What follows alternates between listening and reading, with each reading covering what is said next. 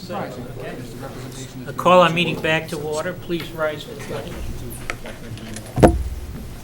I pledge allegiance to the flag of the United States of America and to the republic for which it stands, one nation, under God, indivisible, with liberty and justice for all. I welcome our guests here, albeit a couple, and those watching on cable this evening. And the first item on our agenda is to sign the town election warrant. Mrs. Manapelli. Mr. Chairman, I move to sign the May 3rd, 2016 town election warrant. Second. Second by Mr. Yule. Any discussion? Hearing none, all in favor? Aye. Opposed? Unanimous?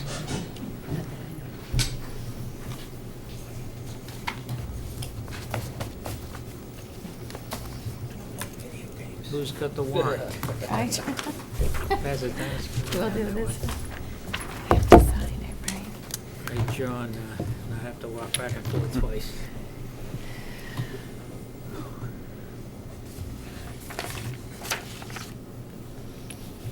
Phil? Bill? Hey, Phil? Can you just turn the TV on? I think of some of the communities that are already taking the plows off there. Yeah.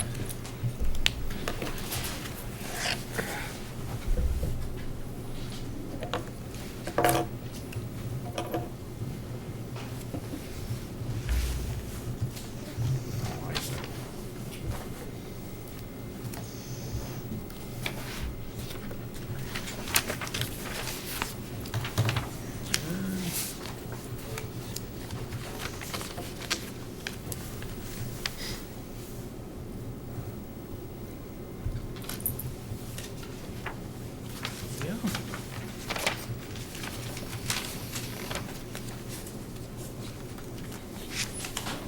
Thank you, John.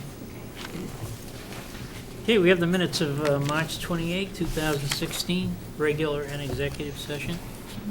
Ms. Manapelli? Mr. Chairman, I move to approve the March 28, 2016 regular session minutes as written. Second. Second by Mr. Yule. Any discussion? All in favor? Aye. Opposed? Unanimous? Mr. Chairman, I move to approve the March 28, 2016 executive session minutes as written. Second. Second by Mr. Yule. Mr. Yule. Yes, with regard to page 2, paragraph 2, the last sentence, I thought that we left that neutral. What'd you say, Jeff? I missed that. Page 2, Yeah. paragraph 2, the last sentence.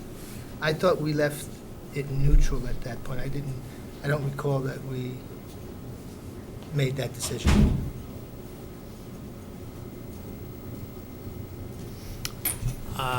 Yes, you're right. I don't think we concluded that. Right, that's, and it's saying that I we did. think Mr. O'Leary gave it kind of an okay, as I recall. I don't recall Michael and myself or Catherine raising an issue over it. Yeah. You were the one that, this is the library. I wasn't here. I think, are we I wasn't there for taking it. a vote to bring this out No, of this- executive oh, session? that's Then we right. really shouldn't have a public discussion about it Mhm. right now. We should Okay, probably, but I do agree with Mr. Yule Okay. on his recollection of what transpired. That- So Okay. maybe we should All right. save. Because there's something else in there that needs to be corrected as well. So Okay, so we'll same- hold off on approving this until they get corrected. Withdraw the motion Yes. and move to table it till we, And I apologize, I just thought Okay. if you said yes, then I would have, Yeah, it would have been you're right. okay. I was trying to do it. So you're withdrawing second? I would withdraw the second, yes. All right, we'll move on. Approved February legal bills. Mr. Gilberto, any issues there? I saw that they've changed it a little bit in terms of invoices by department. Am I looking in the right place? No, thinking of something else, sorry. I'm not aware that the presentation No, it has was a letter changed. from Darren Klein regarding something else. Motion? Mr. Chairman, I move to approve legal bills for February 2016 in the amount of $15,394.97 as follows. Copeland and Page PC General, $4,644.47. Copeland and Page PC Labor, $1,548. Furman Gregory Deptula, $8,626.50. West, $576, for a total of $15,394.97. Second. Second by Mr. Yule. Any further discussion? Just Ms. a Manapelli? question. Is the West subscription for us in-house, Michael? I believe that it is, Yeah. yes. Because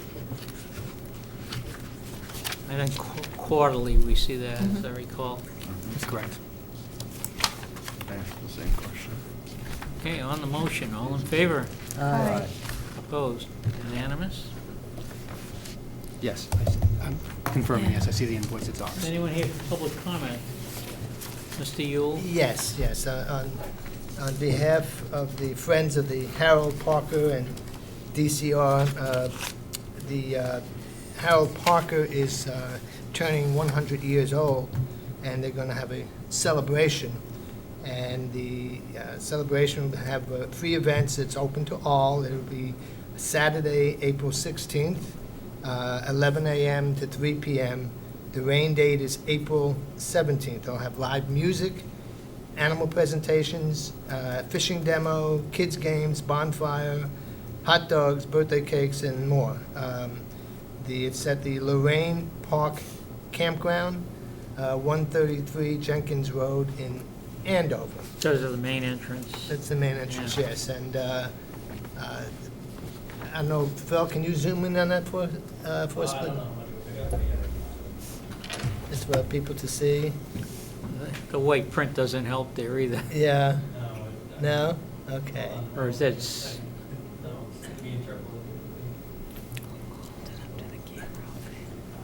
No? Okay. What's that? Okay, all right, but they do have flyers in the lobby here in Town Hall. I was going to distribute some, but people have been eating them up, so that's good. But it's the 100th birthday of the Harold Parker State Forest, so it's a fun day for all. and you're standing in for who this evening? Beth Thompson had asked me to present this, and she's been very involved with the Harold State Parker Forest. The weather hasn't been good, and it's tough for some people to get around, so she asked that I do this on her behalf, and on behalf of the Harold State Parker Forest. Thank you. Thank you, Jeff. Any other people here for public comment? Guess not. Review the 2017 revenue and expenditures. Mr. Gilberto, are you going to use this, or? No, sir. Okay. Uh, Yeah, so- we all have a copy of it in the, Yes, it's a separate document that's been uploaded into the folder for tonight's meeting. I'll just briefly touch on the things that changed since the last revision was presented to the board. And that is that we have increased motor vehicle excise revenues by $100,000 for fiscal year 2017. We have factored in transferring $230,000 in savings for Medicare eligible retirees in the new health plan that went into effect on January of 2016 into the OPEB trust that we've established, and then intended to transfer out the $230,000 to pay for retiree health insurance. And the final piece is that we're calculating using $320,000 from free cash to go into the debt capital stabilization fund, and then to transfer it out in fiscal year 2017 to offset the debt service budget. What that means is that it increases the revenue from the March 2nd revenue plan, which was presented to the board, by about $496,000 for the school department and $255,000 for town government, general government operations.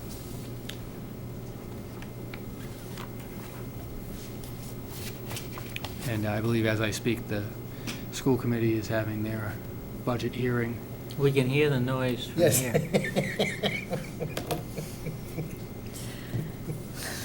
And we'll conclude our budget hearings on Thursday, the 14th, with a board discussion of the general budget on April 25th. Uh,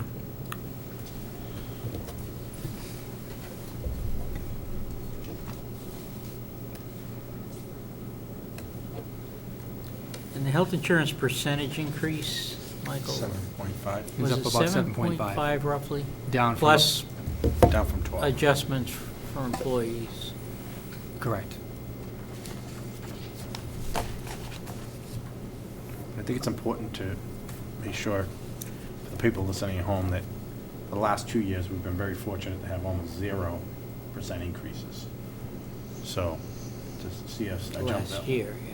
In the year before, we only had maybe 1 or 2%, I believe. So I think over the last 3 years, Right. Exactly. it's actually worked out pretty good, so. If you average it over the 3 years, it's not a bad number. And That's with the true. employees stepping up and making concessions in the plan design, I think will hopefully put us in a better position next year to see more reasonable and less increase than what we've seen this year.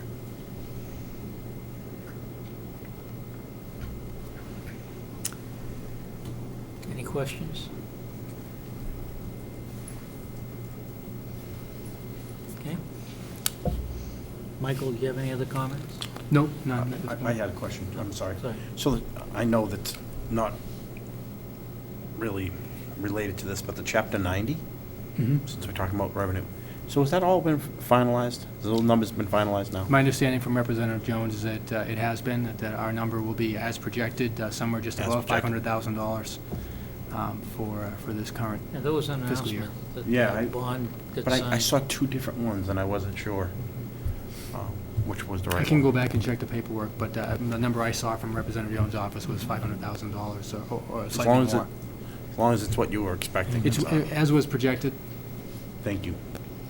And a question, it's not so much related to the revenue plan and the budget, but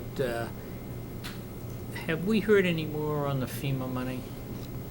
Yes, we had a conference call with officials from FEMA on Wednesday, and we expect to have a review of our building repair-related expenses finished with FEMA within 2 to 3 weeks, based on the results of that conference call. And I think we can expect the payment to happen at some point after that. I'm going to be cautious and not project when, because the federal government works at its own timeline. Okay, so I But we're didn't, I concluding thought it. we were all approved and we were just waiting for the payment. So we were all approved for the snow removal-related expenses. The expenses that related to clearing of, to damage to public buildings. So this would be the damage at the police station Yeah. that took place, the damage at the Damon Tavern as well. That was still under review, and we are now on track to conclude that, again, within the next 2 to 3 weeks. Does the water at the Damon Tavern get underneath the floor, basically? That's correct. Any other questions regarding that? Okay, let's move on. Discuss, let's see, what time is it? Yeah, we've got some time. 7:20. Discuss request to purchase map 37, parcel 10, 0 Cedar Street. Mr. Gilberto. Mr. Chairman, this is on the agenda as a result of our conversation and a previous request from residents relative to land on Cedar Street, town-owned land on Cedar Street. The residents are interested in,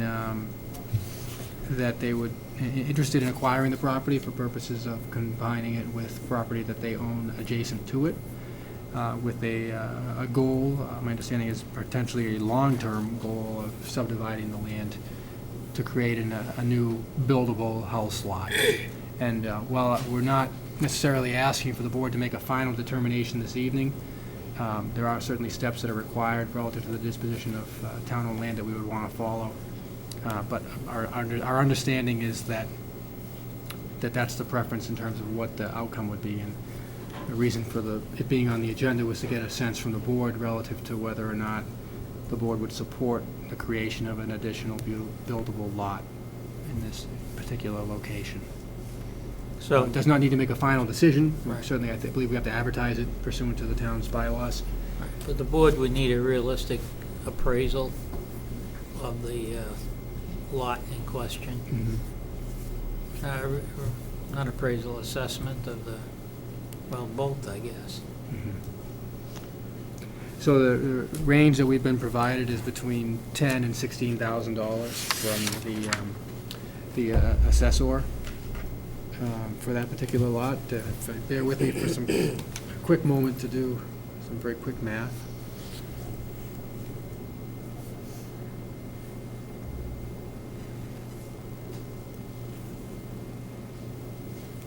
.37 parcel 10.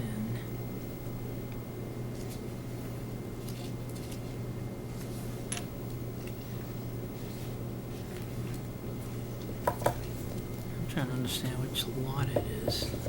That's right. Looks like a triangle.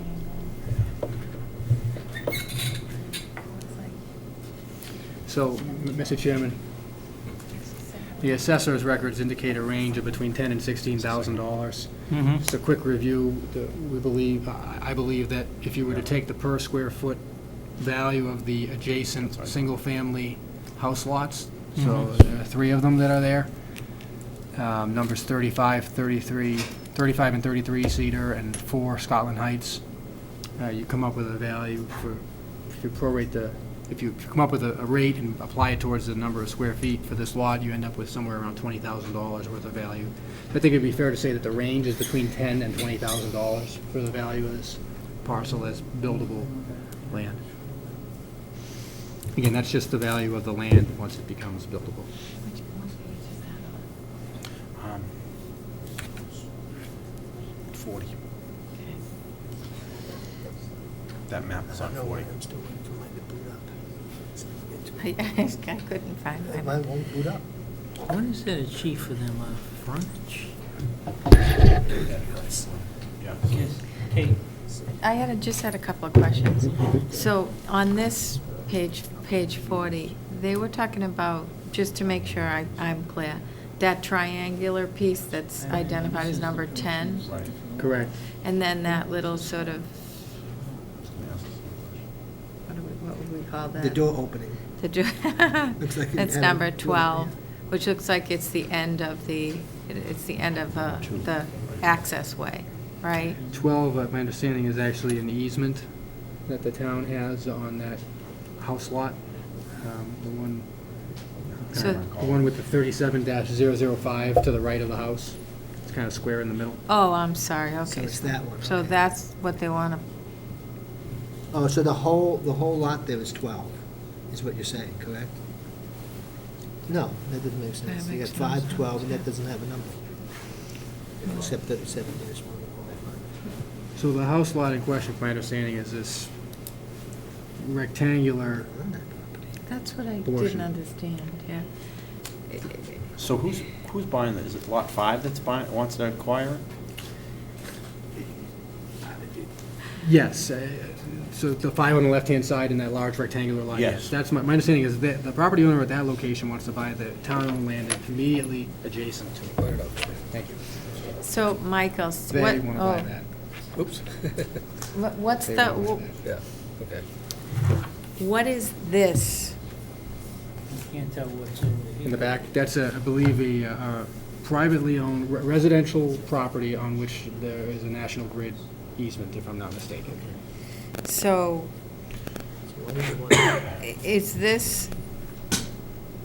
is anyone else going to be interested in acquiring this? Because it's fairly sizable. However, I mean, it seems like it's basically only has, it's hard to tell from what we have here who owns what. But in other words, it makes sense why they want to acquire it, but is there any abutter? There could be another abutter that would want to acquire it. So there's a 3-acre lot that's kind of to the left of that slice. They may be interested in acquiring it. The owner of the kind of long portion in the lower left-hand side of the map may also be interested in acquiring it. The owner who abuts it Potential to on that little kind of key mark Yeah, this one here. here, they could Including also be RMLD. interested. I would basically assume that anybody who abuts it may be interested Right. in acquiring it. The difference, I think, with regard to this particular party is that they have, that there is a determination that we have that they do have the frontage in order to be able to create 2 buildable lots at that location, based on the review by the planner and town council. But they currently don't enjoy that right Yeah. without this parcel? That's correct, they don't have enough, they don't have sufficient square footage If in the lot. I may, Mr. Chair, looking at what I see here, the house seems to be on the parcel 37-005, and that's what they're looking to buy as well, right? Do you understand that correctly? No, That's what I thought you said earlier. they want to buy the triangular Just the portion triangle? to the left. That's it? That's my understanding, yes. They did say But though. Don't know that how would to get give a them road in sufficient there, I square guess. footage frontage, though, to subdivide and make a second lot. That's the Well, reason. I understand that. I guess I'm not understanding this dividing line here that's showing the property, though, the house, let's put it that way. The I house on think, one. I think you're seeing a butters list there, Selectman. That's what that circled area is. There's been some determination that that's the center of the parcel. Yeah, so they want to acquire This 12 too. That's They want 10 It's in and the 12. butters. So they want it all. Parcel up here. So that's the Okay, center so of it, that's that the means butters side. nothing, this line right here means nothing? Correct. It's not a They property can line. own this whole lot, is what you're saying? That's correct. But Okay. their rights to that little keyed area. I are in understand question. that, okay. So, Catherine? It might help, it would help me if it's possible to sort of get an idea of who owns what. Mm-hmm. We could name, I mean, we could Yeah. print the map with the names of the owners if that's what the board would like.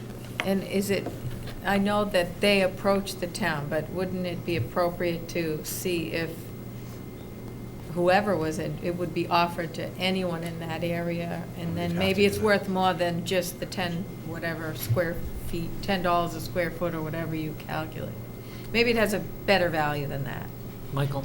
I believe that it does, and really, this conversation is because if you look at the resident's letter, in the past, the board has not been open to creation of buildable lots. And if that position is not changed, I see. then really the conversation goes no further at this point. But if there is an openness and a willingness to consider it, then we would follow the prescribed process for the disposition of land. Okay. That's really what the question is to the okay, board. okay. Michael? So for Kate purposes, the past several years, we've gone through this exercise trying to sell some, and we hand-selected town-owned property that we wanted to put out to bid for people to purchase. And how we've typically have done it is, we've done it with terms and conditions associated with them. And some of those terms and conditions, and one of them was they cannot make it into a buildable lot. We can allow them to extend their lots, incorporate it for maybe an addition someday, or use it for a secondary location for a septic field or something like that, but nothing to expand into a buildable lot. That was one of the terms and conditions. So I think that's what's being requested, is if this board has the stomach to reconsider that approach for these 2 particular parcels. Well, I think it goes beyond that, because once you, I'm not talking against it at this point. Mhm. Once you allow this, then it would be hard to deny Mhm. Right. other future requests. Yep. Yes, Michael? One point of clarification to answer your earlier question, they are also interested in that parcel 12, Yeah, that's what- which they are Okay. crossing over. They're interested in both parcels. That's what their letter said. 10 and Right, 12. that's what- 10 and right, 12, that's right, correct. okay. But is 12 town-owned? Yeah, I didn't know. According to this map, it is, but Okay. I'd have to check Isn't with that planning. I weird can that check they- right now and give you that It answer. just seems like an So odd, Chris can pull that up on his, I just lost it again, you sorry. didn't get your new one yet? It is. Our GIS doesn't come up It- anymore. I Yeah, mine's not coming up on know. my new one. It is town-owned. I tried to do that. It to is? It figure is out, town-owned? It yeah. is. Which is the other lot, Michael? It's 12 right here, right there. This one right here. This, that little, Yeah. oh, okay, okay. Is that the little triangle piece? Yeah. I Yeah. mean, Yep, Half Moon. Well, So right now, they just have an easement through it. It's a driveway, it looks like. You mean 12? Is that what you're You talking talking about? about 12? Well, you can't tell the number, I guess. It's I 12. mean, it's an odd piece to have an Oh, easement. this is their driveway there. Mine Yeah. shows up a lot clearer They than yours. wouldn't for be some able to reason. access their house any other way. Yeah, but why would the town even own it? There's already been an easement granted to access across it. This Right. is exactly what was in drop. That's Whoever owned by- owns that or buys it or anything else has to Coming on a little recognize and Oh, accept great. Keep it empty. the right of way. That's lighter, weird. Maybe because your brightness is down. Keep it open, yeah. Well, it could be. We're looking at the same documents. Yeah. That's weird. All right. So let me look at yours again. So you can actually read the, Yeah. oh, okay. So see, it says 12. Yeah, yeah, okay. And there's Mhm. 10,000 square feet. I don't know what the square footage is I mean, for who 12. could but- possibly own that? Did you say number 12 is owned by the town? It is, yes. They're requesting that Give too. it, They are. yeah, they, why not? Well, because it makes the parcel larger in order to Size. subdivide Yeah, it. but it's also, On the table, yeah, okay. And if it was over here, if it was this, well, this is town property. It also too. gives them a set of egress to the second lot, right. if they want it, Yeah. without Yeah. traveling down the other guy's driveway.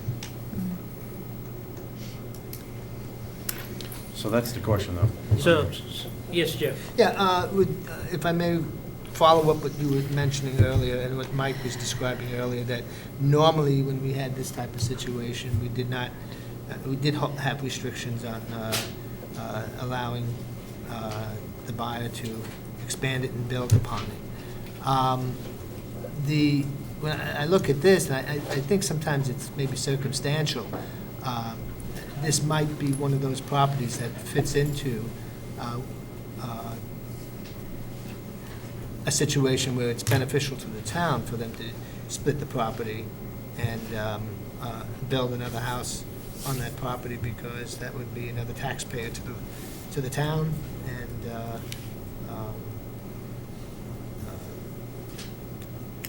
that's the I'm important thing. thinking that this opens up, I don't want to say Pandora's box, but it opens up another avenue. And I think, to be fair, what we should do is, and we've kicked the can down the road of doing a complete review of town-owned property. And, you know, right now we're in the budget process, and you know, I would suggest that maybe we table this until after town meeting. Oh, yeah. And put on the agenda a review, and maybe we can get some pre-work done associated with the potential lots, town-owned land that combine with lots that would result in, try to get a count around it, right, before we just open the door.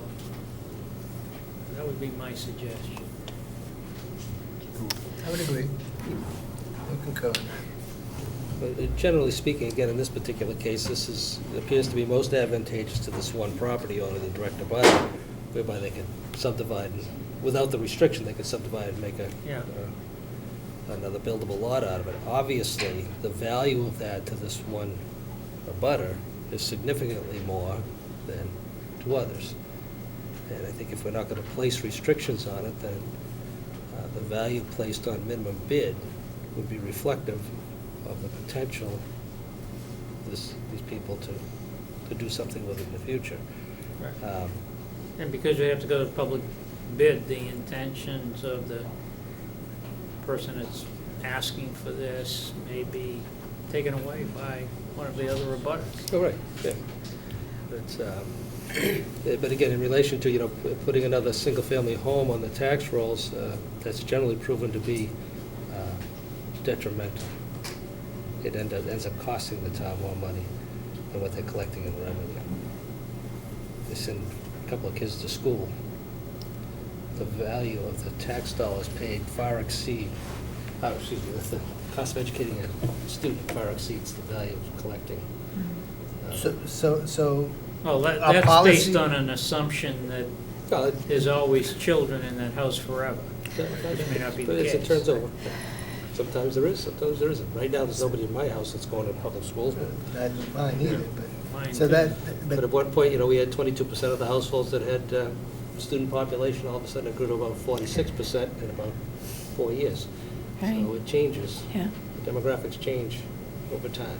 So you're saying So we you shouldn't do it in speaking- case they have children? So you're, No, I'm just saying, just his point, that it might be beneficial to have another buildable lot in town to allow another home to be built. well, I and don't, and that's why I was suggesting that we approach this from the point of view of taking a look at potential lots that would fall into this category before we make a decision. Yeah. You know, I mean, if you can talk about one, it's one. But as soon as you agree to do that, then it's hard to turn down someone else based on a previous policy.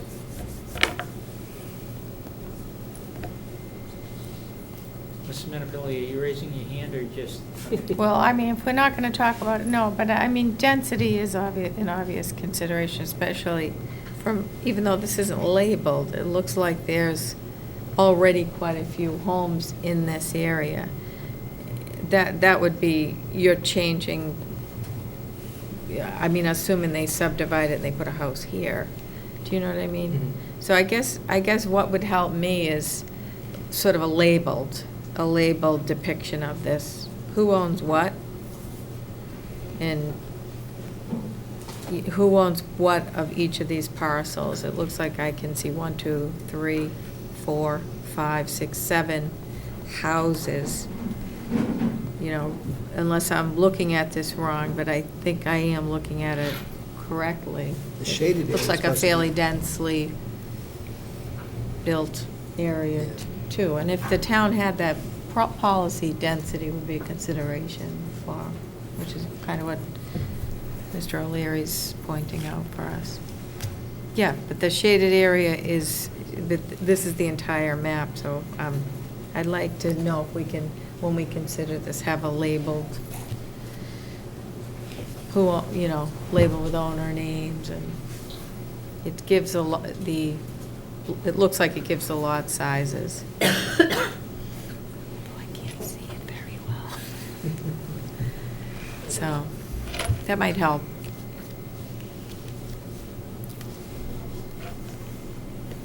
Because it could be, like you're talking about, any one of these people could potentially subdivide their lot if they acquired that. Yeah, I mean, to me, it's not who buys it, you know, it's a question of what it does to Looking at each it, I individual's think it's- property. No. Well, again, most of the lots up there are pretty big. Yeah. Acre and a half. Yeah. I know that It's we- 1.8 back acres. there, This yeah. When I is click on it, I can see all the bottom page. over an acre. It's really nice back there, actually. Yeah, Nice it's- how you can do they this do. now with the Dropbox one. Bob? Yeah, Bob? Bob, yes, sorry. Yeah, it's okay, Mr. Siri. If you want, you Can you come up here? You have to, just come to the microphone at the table or Yeah. the podium. That'll work. If the board would like, you could send that to the CPC, and we could look at that for you and get you the, answer the questions you're asking. I know I've heard a bunch of questions, and, we haven't had a chance to look at this. And since GIS is not running, we can't help you tonight on the fly. So we could look at it and get back to you in a couple weeks. Yeah. That would be helpful. But I think that, there's a basic policy decision that would Right, be a yeah, you're change of talking about your policy. general policy, but I know there was a bunch of questions about that property. We Yeah. could answer those for you if it helps you with your policy. It's up to you, folks. Okay, Michael. Mr. Hayden, just so you know, Danielle did receive a letter in October of last year in regards to this request. We've had about selling, about the This town. particular lot, We've yeah, had these two lots. some interest in this area for a while. People keep floating some ideas to us, but nothing's come out of it, so. But, we haven't looked at it as a board, I don't believe. And it I may think it have would be slipped. helpful if they gave us their Mhm. opinion. Okay? Okay, well, thank you. Thank for- you. I'm not gonna help you with your policy, it's just. No, I There's a understand. bunch of questions that we might be able to Right. answer for you, and That's great. send you a couple paper maps so you understand it a little easier. Thank you. Okay? Thank you. Thank you.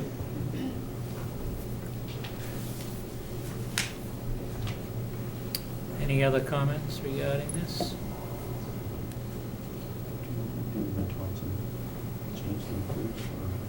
Yeah, we'll see. All right, Yeah, so we'll we're going to talk. move on past this?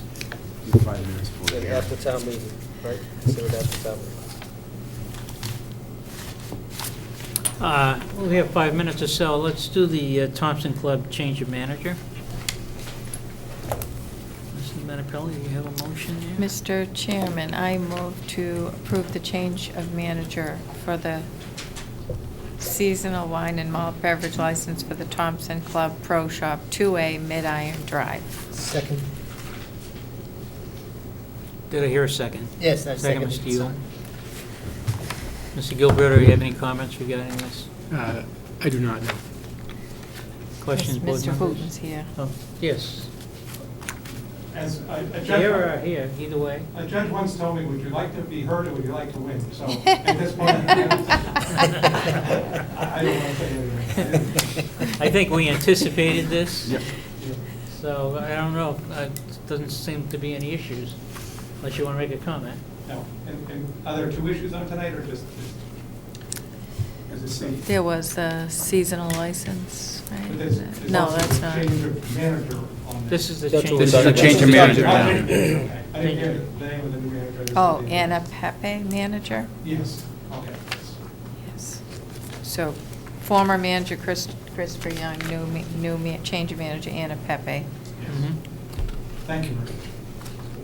Just on the application, can we change your address to North Reading instead of North Andover? That's all. But it says North Andover.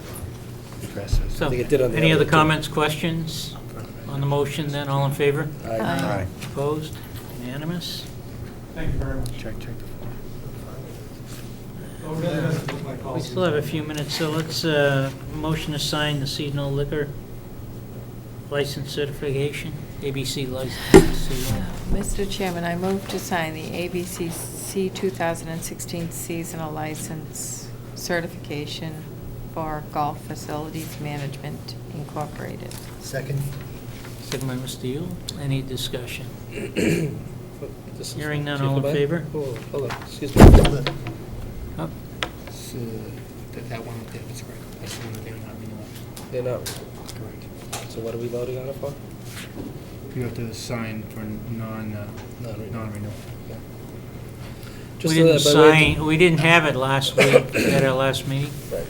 And just by way of discussion, been in discussion with Mr. Yeber, and he is trying to work out some suitable means of accommodating the golfers at Hillview in the interim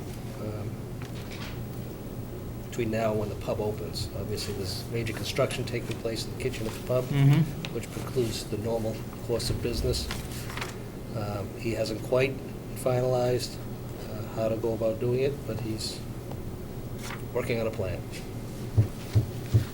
So what are you suggesting, we hold off signing this? No, but this was part of the agreement with Mr. Yeber that he would be the only one holding a license there anyway. Mhm. Through no fault of his own, there's been a delay in the reconstruction of the pub area. Yep. But, so he's going to try and accommodate the needs, and desires of the golfers in the interim. He just hasn't finalized it yet. But there won't be any application forthcoming from GFMI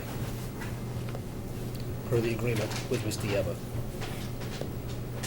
So what does that mean, Steve? I mean, right now, has the seasonal license or the pro shop, we haven't acted on it. You're suggesting we will have to act on No, something? they have not applied. So They have not the applied. GFMI has not applied. Okay. And that was as a result of the agreement signed with Mr. Yeber, Mhm. that the only license on the premises would be, for the facility would be his. Right. Right, so, in the meantime, it was not necessarily planned that they would be able to accommodate the golfers at this particular time. We were hoping to have the pub done, but it's not. It might be a couple of months away from. Meantime, Mr. Yeber's trying to work on something that would accommodate the desires of the golfers to stay on site. Okay, so you were just reporting. Okay. Yeah. Mr. Prisco. Isn't the motion very general? I mean, should it be more specific, or is that the way it's supposed to be? To No, say this that it is- just says this certification. Whenever we deal with liquor licenses, we usually have to sign that. It gets report back to ABC. Okay, so there could have been multiple companies on there. Yeah. Okay. Right. Everyone else that had one has applied. Okay. And been Yeah. renewed. This one This is has the had only one. a license and did not seek renewal. And there is an accompanying form that the board will be asked to sign, I believe. This right here is the certification Correct. of non-renewal. But they're not gonna come before, they're going to, Right. they won't be coming before the board, so, They already did, right? no, in a different ownership capacity, they came before. They don't have to come for a seasonal license because they have a year-round license. Yes, yeah. This came about a couple of years ago when the pub closed. And as an accommodation for the golfers and to the commission, GFMI stepped forward and just got a seasonal license in order to meet the needs of the, And that's when they put the canvas cover over the Right. deck yeah, so. and put but some with the tables new out there. vendor there, part of the agreement was that there wouldn't be another license on the premises. Okay, on the motion. Again, all in favor? Aye. Opposed? Unanimous. Okay, now everyone has to sign. Perfect timing. All right, so, next item on our agenda is to public hearing to complete the streets policy, second reading, and I will read the public notice.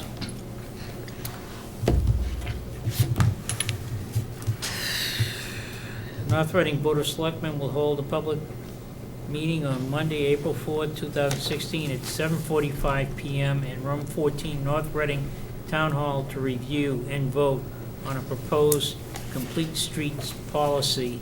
Adoption of this policy will make the town eligible for funding under MassDOT's Complete Streets Funding Program authorized by the 2014 Transportation Bond Bill. The policy provides for the town's consideration of all users, ages, and abilities in planning for transportation projects. Resources available through the program include funds for construction of sidewalks, bike paths, and upgrades for ADA compliance. The draft policy is available in the Community Planning Office during regular town hall business hours and online at www.northreading.gov. northreadingma.gov. Interested parties are invited to attend.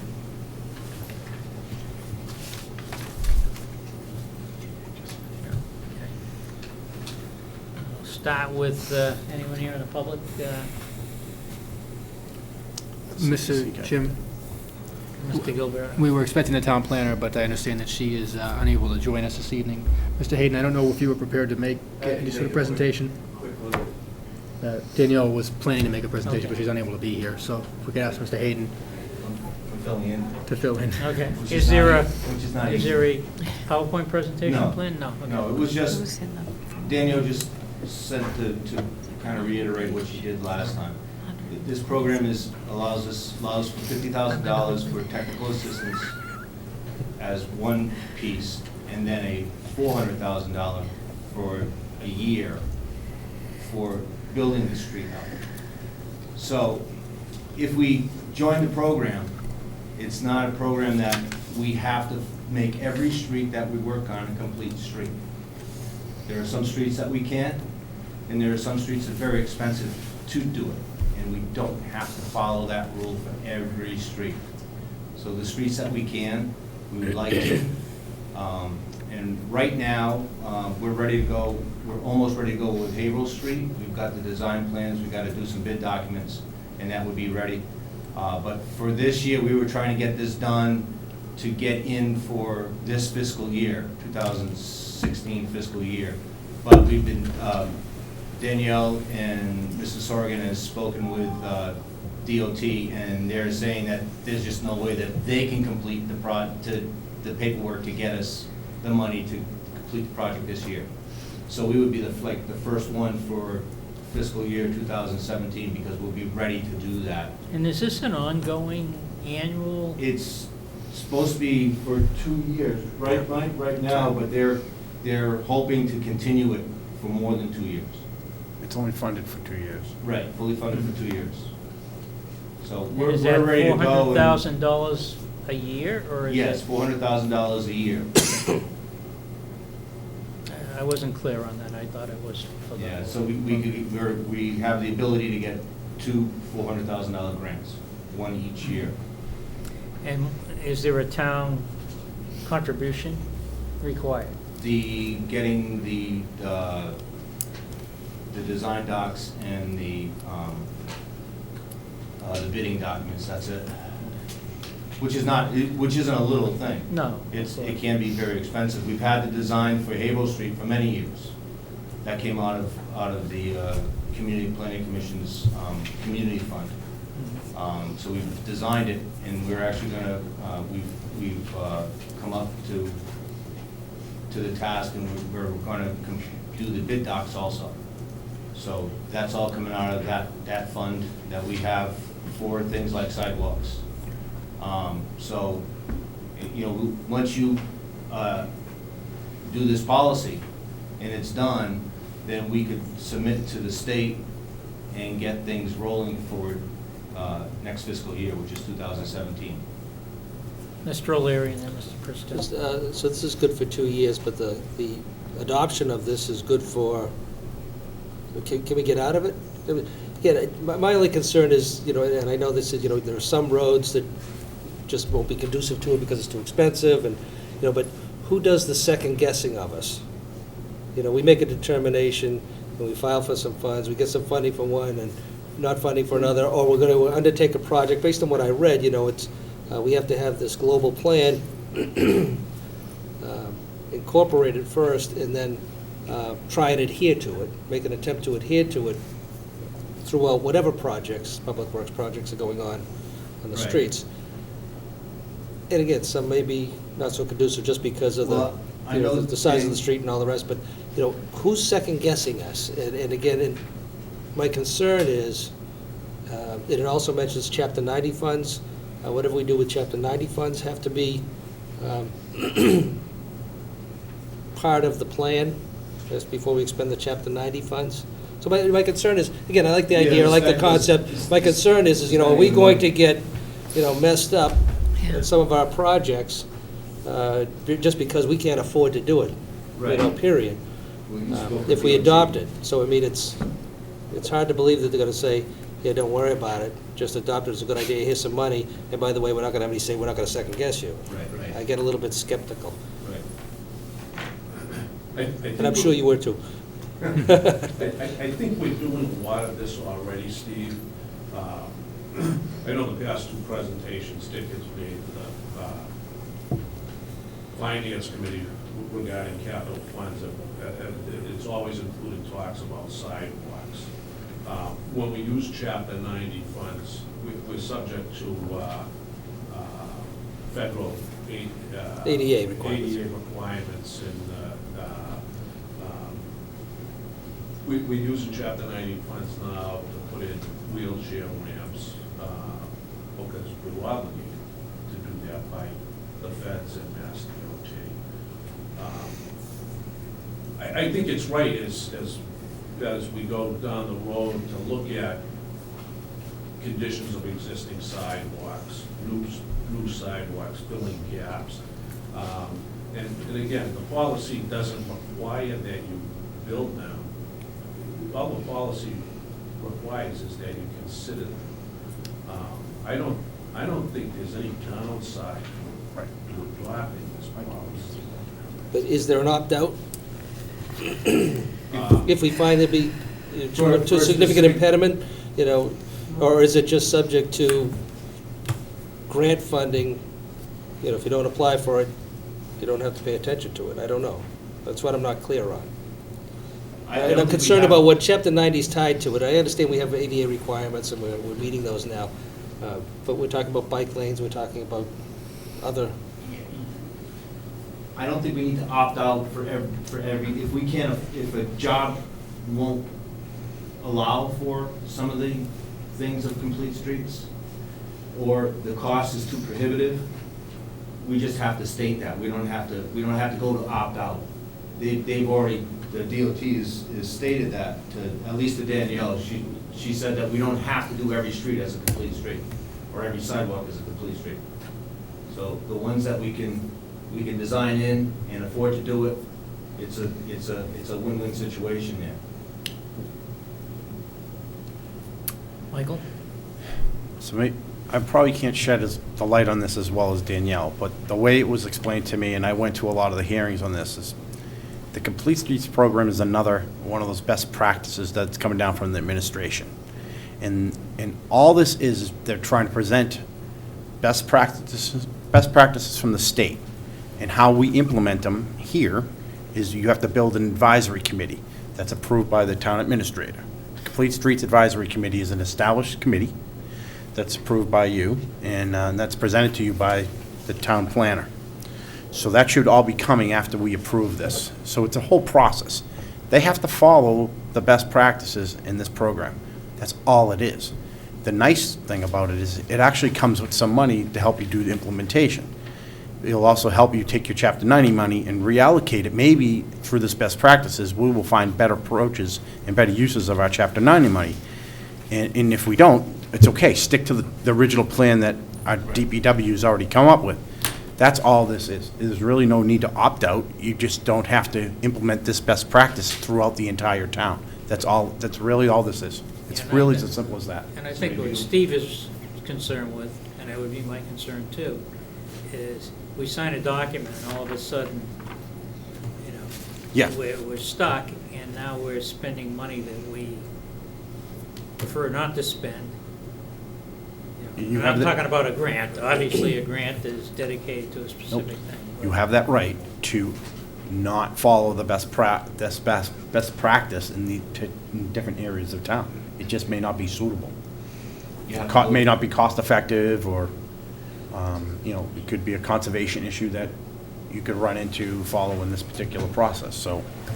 So, I just, we get this is, a- we we're get a- accepting $50,000, or I think that's what that was, $50,000 in order to set up the plan, the best practice plan, or whatever it's going to be called. And then an additional $400,000. The $400,000 is going to be tied to specific projects, that's fine. But you're accepting $50,000 to buy into a program. Generally, there are some strings attached, but that, again, I don't claim to be well-informed, as well-informed as. Well, I mean, we discussed over and over again the issue of sidewalks, and there are a lot of areas in town that could really use sidewalks. My concern is, do we find ourselves in a trap that we can't get out of?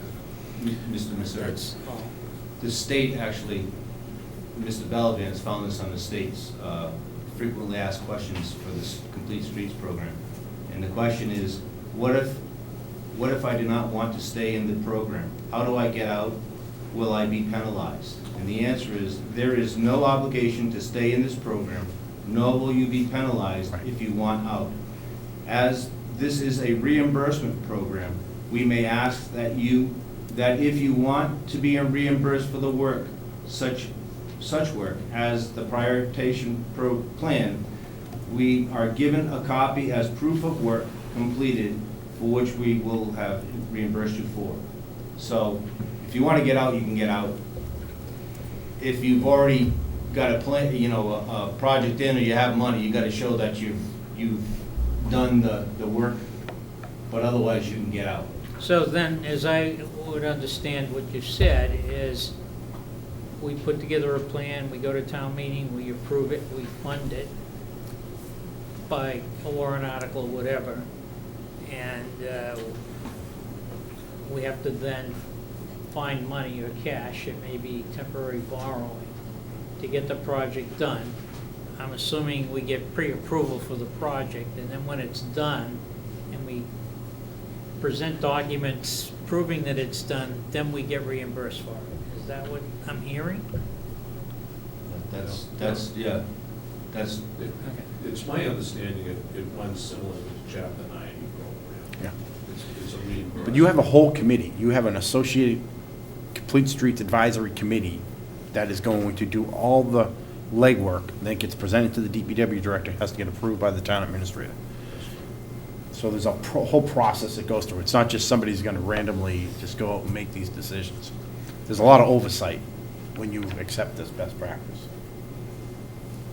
I don't know who you have set up for the advisory committee, but I know The Daniel's point led is, that by that we funded before We spend the money, Okay, I think we what we'd finish like, the project, and then we apply. And I guess maybe Chapter 90 works kind of like that, too.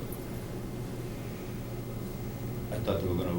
But I thought, at least in Chapter 90, we file some I list thought of they were things we're gonna gonna, do. you were gonna file and they were gonna approve it, and then you, once the job is done, then you get paid. Yeah, So- you don't so start, in other words, you don't start the program until you get approval, of course. Well, you know, but they approve you for that $400,000 project, okay? And then you go off. And do the work. You fund it, complete the project, you get paid for it. Correct. So, you know, it's, The only way you don't get paid for is if we don't, if you don't do it, yeah, if we don't execute. if you don't do it. Mr. Yule, then Mr. Yeah, first of all, it could be a number of projects, correct? I mean, you can Yes. have $400,000 applied to 3 different projects if they were under that. So that money is available to us. It's not given to us, it's available to us. Right. And it's up to $400,000. Per year.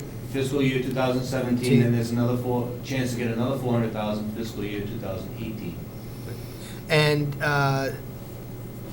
on the approval process, do they, I mean, can they renege on an approval process that we've already started? Could it become unfunded? I guess that's a concern that I would have. I don't believe they can No, unfund it, as long as the program is funded. they would make a commitment in writing. Right. the selectmen would. Before we start. Yeah, and similar, treated like a similar grant. with the Chapter 90 program, we submit a project request, they come back with a project approval. We go out and we build the work, we submit, and they reimburse us. Thank So in you. the worst case, it may or may not present a cash flow problem depending on the timing and what else is in. As long in as the they queue. pay quickly. What? As long as they pay quickly. Yeah.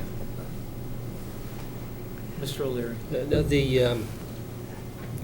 hopefully, some of the projects that are already in the works or on the drawing board, from a prioritization standpoint, may qualify, we would hope. But if they don't, one of the other concerns I have is, forming another committee in order to prioritize based upon this program.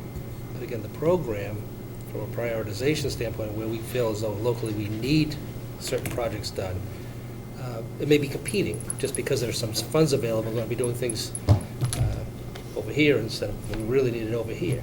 And I'm just, again, I always get a little skeptical when we form another committee in order to oversee some portion of some sort of public works project, because it ends up, we end up competing with ourselves internally. But for it funding. reports directly to the Department of Public Works. No, I understand that, but it's, Okay. again, I like free money, I like grants, I like, I just get concerned about the strings attached to it and what we may need to do. Other than that.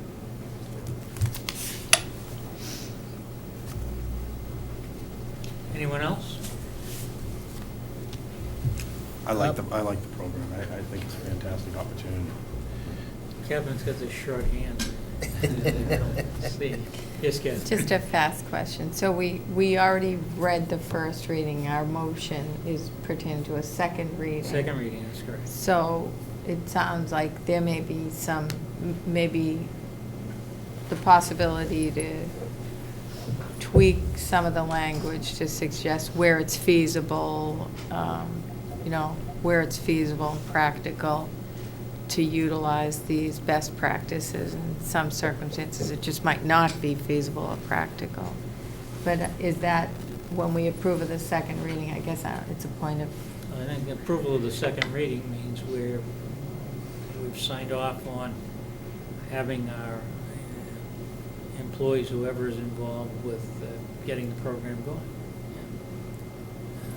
CPC clearly has been on board here for a while. They've taken a plan that they have already. I mean, if you go through the history of the years that I've been on the board, the sidewalks, they're not on our radar screen every month, but, you know, I mean, once a year, it pops up and it becomes, you know, an issue. That people think that there's a lot of areas that need sidewalks, and, you know, I don't know, putting additional sidewalks, a good part of Haverhill Street has some sidewalks. I don't know Between whether Foley Yeah, Drive they and don't North meet the Foley- full requirements. From Foley to North. North Street, there is no sidewalk, and that's a Yeah. very dangerous Yeah. stretch around that corner there. Do we have to upgrade the sidewalks, is that what you're asking? I don't believe that Have to we build one. upgrade any of the other ones. Do we- Well, as part of our recent paving program, I have probably 10 or so wheelchair ramps going in, hopefully April soon vacation, starting at Low Street, going up to Eisenhower. Yeah, I guess I would interpret best practices as, you know, if you're starting on a program on a road, or a street, whatever you want to call it, and even if it's a section that has sidewalks, it doesn't meet current best practices, Right, as we part upgrade of the that sidewalk. program, you would have to include that. Right. And the coordination piece of it is a big part of the best practice. I'm sorry, Kate, to cut you off. No, it's okay. But it's a I think bit, you that's the have part of, something No, no, that's, no. that's so, I can't emphasize enough, is there's a tremendous amount of requirements for coordination and transparency through the DPW director all the way up to the town administrator.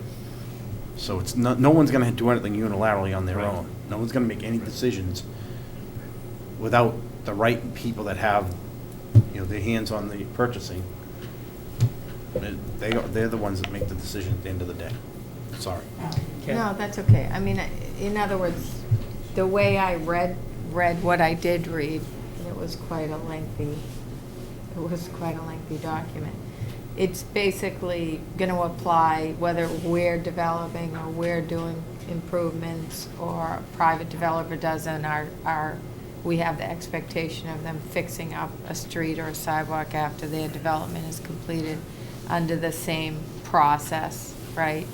But in terms of Chapter 90 versus this grant eligibility, one doesn't take away from the other.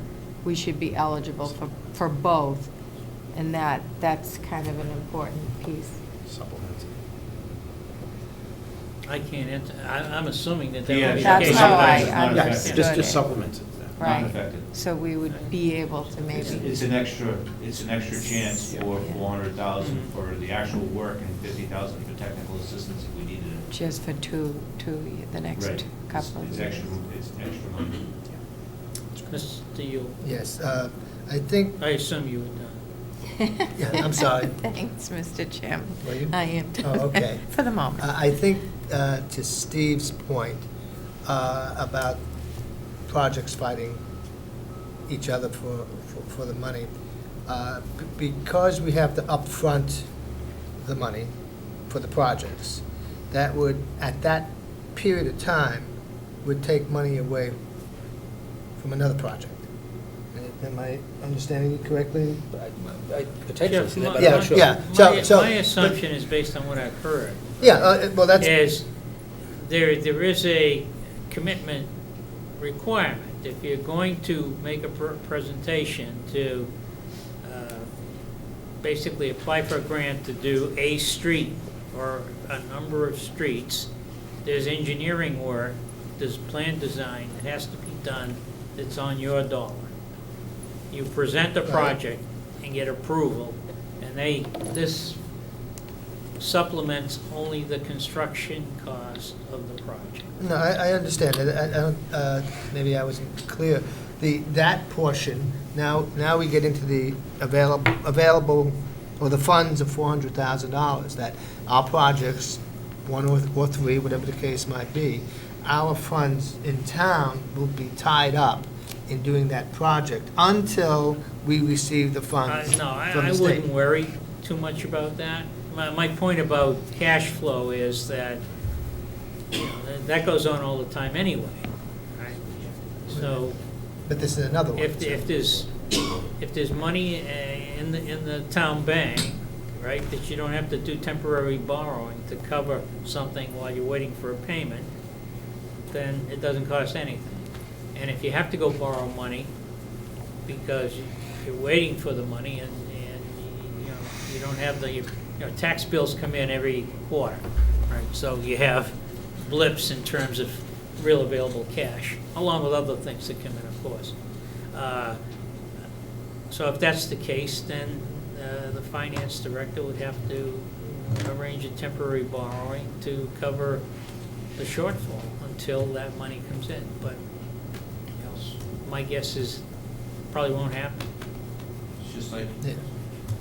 if you did a chapter 90 Chapter 90 the same job, way. it's the same way. You don't own the money. Right. They have it, you do the job, you give them the invoice, they pay you, basically. So that's the way they've modeled it, to work the same way as the chapter 90. So So you're saying towns, we would so bond towns it? would understand this, Mr. Yule, everybody has that same kind of question. So it's gonna be paid just like a chapter 90 fund. Okay? Have to prove the job is done. It's been a bill. But by adopting this, the work, even the work that we're doing, for which we're seeking Chapter 90, has to comply with this complete streets policy and best practices. So it applies no matter what source of funding we're going after for reimbursement. Right? Maybe that needs to be clarified. So we have a plan to use Chapter 90 money to repair a street like we normally do. We don't necessarily do the sidewalks, right? Are we obligated at that point to use, if we're gonna use the Chapter 90 money on a particular street, right, to do the sidewalk at that time, assuming it doesn't happen? I say no, I say it's subjective. Right. For example, if we were looking to resurface Central Street from North Street to the Andover Town line, the cost to put a sidewalk in there would be almost prohibitive due to the amount of wetlands and really it wouldn't service that many people. The town could say, well, you have not to put the sidewalk in. So it's subjective. I don't, No, I understand that, but what Mr. O'Leary was basically asking you is there some sort of a variant? Well, I'm not going to speak for you, but as I understood you to say, what if we can't comply? We're accepting this for the purposes of getting, $400, up to $400,000 for the next 2 years to help us with some things that are already in the works, that we're already conducting, that already have been in the works. It shouldn't interfere with our reimbursement from Chapter 90. However, from the design phase to completion, once we adopt this, we are required in every project to comply with it or utilize it as. You need to look at the project to see if you can comply with it. And that's what you need to do, is look at it, say, can we comply with complete streets? The right-of-way on the road may not be wide enough to comply with complete Right, streets. like Okay? Central, Like yeah. some of the old roads that are just, you've got the entire roadway is the right-of-way, because it's so narrow. You can't comply with complete streets without taking property to put a sidewalk in. So that project, you look at it, and it can't comply with it. So it's not, you don't have to comply with it that way. So to Michael and then Mr. Steve. well, Go ahead, continue. So to Mr. O'Leary's point then, in, seeking the reimbursement, so you're not going to get a reimbursement from the Complete Streets program, you may still get the Chapter 90 So reimbursement. you will get your chapter 90 funds, yes. But we're accepting this policy across the board, so it applies to any work that we're doing. So how do we explain that away, I guess, to get, so that we're not violating the policy that we're adopting Yeah, you have. to the state? We're doing this we're accepting this for the state. It's up, that's that other little committee or that has to review those applications and things. They look at everything. Am I right, Mike? yeah, I don't think the state is looking for an explanation whether we put sidewalks in certain areas that they're cost prohibitive. All they're asking is that we consider sidewalks, and it would flesh out that, no, it's not cost effective. But I don't think you have to explain that to the state. As long as it's considered within the town, within the committee that's set up. There's no variance process that would seek approval from the state. Michael, and then Steve. Little different explanation. Maybe. Okay. Maybe we're not on the same page on this one. But there is a process, okay? And you have to do a brief application. Right. And in that brief application, you submit a list of your projects.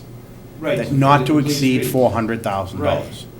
That's not Chapter 90 money, it's outside of all that, but you provide your list of projects. These projects are created through this Advisory committee? Complete Streets Advisory Committee that goes through the DPW director, which gets approved by the town administrator, and when that's all signed off, then it goes up to the state.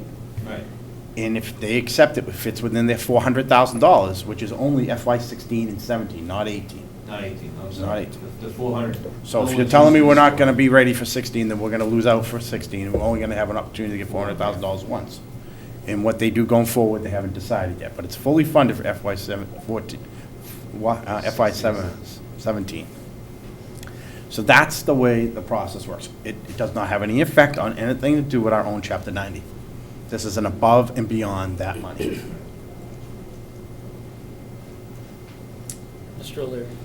It's my understanding, based on the reading, that, and again, I could be misinterpreting it, is that, by our action, the board's action in adopting this, we are directing our administration to embrace the Complete Streets program and policies. And maybe it's not going to be a lot of work, because we sort of do it anyway in order to comply for ADA and some other, where we need sidewalks, we're going to fill in the gaps, and that's already on the drawing board. But by adopting this, we're charging our administration with the responsibility of incorporating the Complete Streets program as a policy for all public work projects and private projects which may be occurring, on any public street. Again, I just don't know, again, I have to rely on the administration, how much additional work is that going to require in order to get us into compliance with the policy that we're adopting? Because that's what it's asking us to do. In other words, no matter what you're going to do, take a look at, the Complete Streets guidelines for every project that you're looking at, and put that blueprint over it. And again, some of it may work and some of it may not. And then we're going to have to, or should probably, adopt some sort of memorialization as to why this isn't going to work from Central Street, from North Street to the end of a line. So therefore, this is what the Complete Streets project program would call for. This is why we can't comply with it here. This is why we could here, can't there. And that's what we're adopting, I believe. No, that's not. Yep. It's not, no. It's not, you do not have to do this complete analysis on every street or any project or every project that we do. That's the flexibility about this program. We create the list of projects and we send those projects forward. That's it. Doesn't mean if there isn't on this list and we start to do a project somewhere else, we have to stop that project and evaluate it from a Complete Streets best practice. We do not have to do that, absolutely not. This is 100% in our control. As long as the list that we send forward to the state for approval to fit within the $400,000 meets the standards, which Danielle has a very good grasp on, and I'm sure Mike has a great The grasp on. document references Yeah, a number of items. Massachusetts Department of Transportation Project Design Development Guidebook, and then there were 4 bullets. The latest edition, American Association of State Highway Transportation Officials, a policy on geometric design of highways and streets, United States Department of Transportation Federal Highway Administration Manual on Uniform Traffic Design Controls, and lastly, the Architecture Access Board 521 CMR Rules and Regulations, none of which we've looked at, but Well, that, Just under the core commitment. All right. The town of North Reading recognizes that all projects, new maintenance or reconstruction, are potential opportunities to apply for Complete Streets design principles. The town will, to the maximum extent practical, design, construct, and maintain and operate all streets to provide for a comprehensive and integrated street network of facilities for people of all ages. Complete street design recommendations shall be incorporated into all public and privately funded projects as appropriate. All transportation infrastructure and street design projects requiring funding or approval by the town of North Reading, as well as projects funded by the state, federal government, including but not limited to Chapter 90, so on and so forth, and all the state and federal funds adhere to and comply with the town of North Reading complete streets policy. That's all I'm saying, is that we're embracing this policy, adopting this policy, and what we're doing is we're telling our administration that in their deliberations and in their capital plans, put this blueprint over it and tell us how we can comply or not. Right, which implies, the way I read it, is that if a developer is putting in a new development, right, by our adoption of this, they're gonna be required to do the complete street program, unfunded from the state, for that new development. And we, if there's no funding from the state available for a project that we decide to do on a street, we are committing to adopt, to follow the best practices for that street. Now, the caveat is, yeah, there may be some that, you know, we could look at Central Street and say it's cost prohibitive because of the way the street is constructed and where the homes lie. But it seems to me that in the process of adopting this,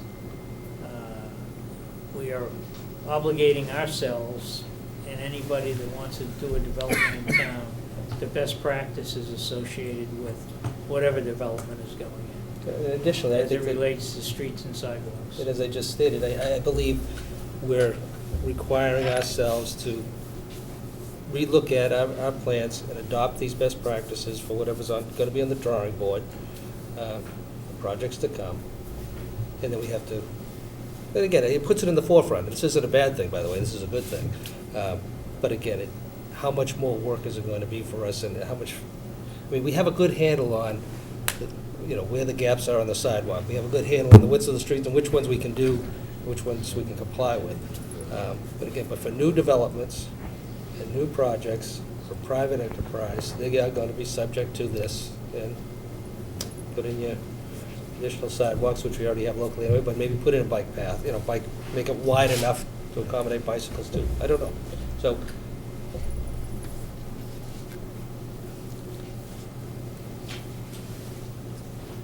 Mr. Yu. Just a point of clarification, the funds were available for 16 and 17. Right. So they're. I was incorrect when I Right, stated okay, that. so it's only a 2-year program in essence, right now. Right. Okay, it could be renewed later, but there's no guarantee on it. I don't think anybody is qualifying this year in fiscal year 2016, because there's not a lot of people even trained. You have to have one trained person in your town. We have 2. And you've got to get this or a commitment letter written by the selectmen or your board or your mayor or whoever. So it was kind of a real push to get it all done in the short period of time. We thought we were going to be able to, but they can't even get their contract in the state written for like 6 weeks, so there is no time. So then, we could actually do this for 1 year, 1 year. and with the concern that Mr. Nassiri stated, if we see that coming up in the near future, we can, I guess, opt out of the program or just not participate in the program anymore. So, Right. and it's only, apparently, it was only a 2-year commitment It was only anyway. funded for 2 years, but the state DOT looks at complete streets now as a standard, am I correct? Whenever they do a project. So if they're gonna rebuild 28 through North Reading, the state would be doing a complete street review and doing an installation, whatever they could, to make that a complete street. At their expense. At their expense, of course. Yes. No, but what I'm saying is, they're using it now as a standard. Yeah. It's incorporated in every project that they do. But obviously, if we're not, we are not a participant right now, so Right. we do not have to adhere to that program right now. It's not mandatory that the towns adhere to the complete streets. They have to be a participant Until we in the adopt the program. policy. Mr. Right. what's the planning They do commission's have- position or So you've done. current practices in relation so. to, we haven't had a lot of new subdivisions. Have you adopted a complete streets program when you're Well- looking at the subdivisions to requiring it, or is it above and beyond what our bylaws call for? Our bylaw doesn't call for it, but when you look at the sidewalk we put in, it's a 5-foot sidewalk and handicapped accessible, so that's ADA. The only thing that we don't do right now, I'm pretty sure, is a bike lane. We could incorporate one of those in a bike lane is a painted path, or it could be a dedicated bike. You know, you could go. Well, wouldn't it above and require the beyond. street to be We have a little bit wider, though, in order to accommodate that? On a Well, we have a new- 28-foot wide street. We could accommodate that on a low flow street, a low volume street without a problem. But my question is, so our planning We commission... have not included this in our, Is it beyond your ability to do it? I don't know. It may be. We might have to change our rules and regulations for it, Okay. so that the developer would But know about it, so he could adhere. But by our adopting, this board adopting it, it influences We will- what we what you will- would be able to adhere to.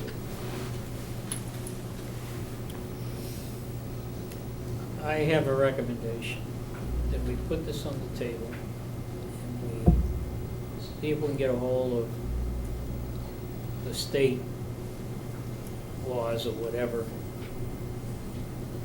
regarding this, so we have the facts and get a full understanding of, once we adopt this, what we're obligated to and not obligated to. Can we get out or, And what we're obligating other people to, private. no, well, I understand that. Yeah. Wait for Mrs. Danielle, Mrs. Knight to get back. Hmm? Mrs. Knight, I think, could explain it probably a lot better than any of us. Well, I think that may there's a- be, we're There's a missing a few failure there answers, between, right? That's. I wasn't my concern. prepared, and Right. had myself prepared to speak on this. I thought she was gonna be here tonight, so. Yeah, But she could certainly answer, I think, all these questions that we have. So maybe we can just table it, put it on the agenda for next Monday night if we end up having a meeting. Well, there is a document that. If you go onto the DOT website, Yeah, Oh, it's right there. all right, so All the documentation are right maybe there. if we could get a All those link, questions. to what it is, that would be helpful. It's Mass DOT Complete Streets Yeah. Program. Just Google it. And It it comes comes up, right and you'll up. find they have like 3 pages of question and answers. Yeah. I can email it to you. Are we okay with table? Ms. Smith? She did, I think she did talk a little bit about this during the budget. I think she did, Budget yes. hearing, I do recall. She did. But I also, there was something I read that said if we do apply, we get extra points because we're in the community compact. Correct. Yes, you do. So that To get- might to get on the help list. us, you know, Right. get application points for that. So, but, yeah, maybe we just need a few. I think you did a good job explaining it to us. I think so. I want- Maybe we And- just need a few of these final answers before. Since the we- state came back and said that even if you signed on the dotted line tonight and all that, and promised that, work at town meeting, that we weren't gonna get, and there's not enough time to get funded for 2016. No, I understood that. So that little bit of a rush is good, that rush is off the table now, so. and if So you're I not- guess one of the questions I would ask you is, if the board adopted this, right, Mhm. would the CPC make it a requirement for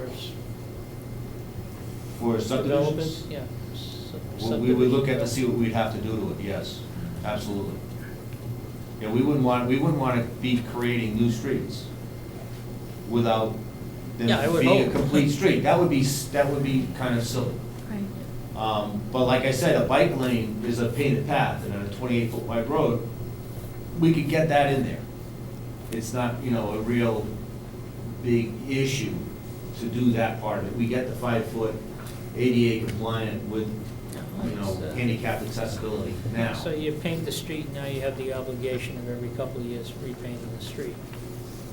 Yeah, There's always some- when you line the streets, how often is that? No, I noticed they did it in Reading on Haverhill Street Yeah, recently. yes, they did. Well, yeah, the Main Street you do. No. I mean, that was newly adopted. Right, that was down. Newly painted, Yeah, put it that way. what? But again, I don't know if Franklin they've embraced Street this or not. down.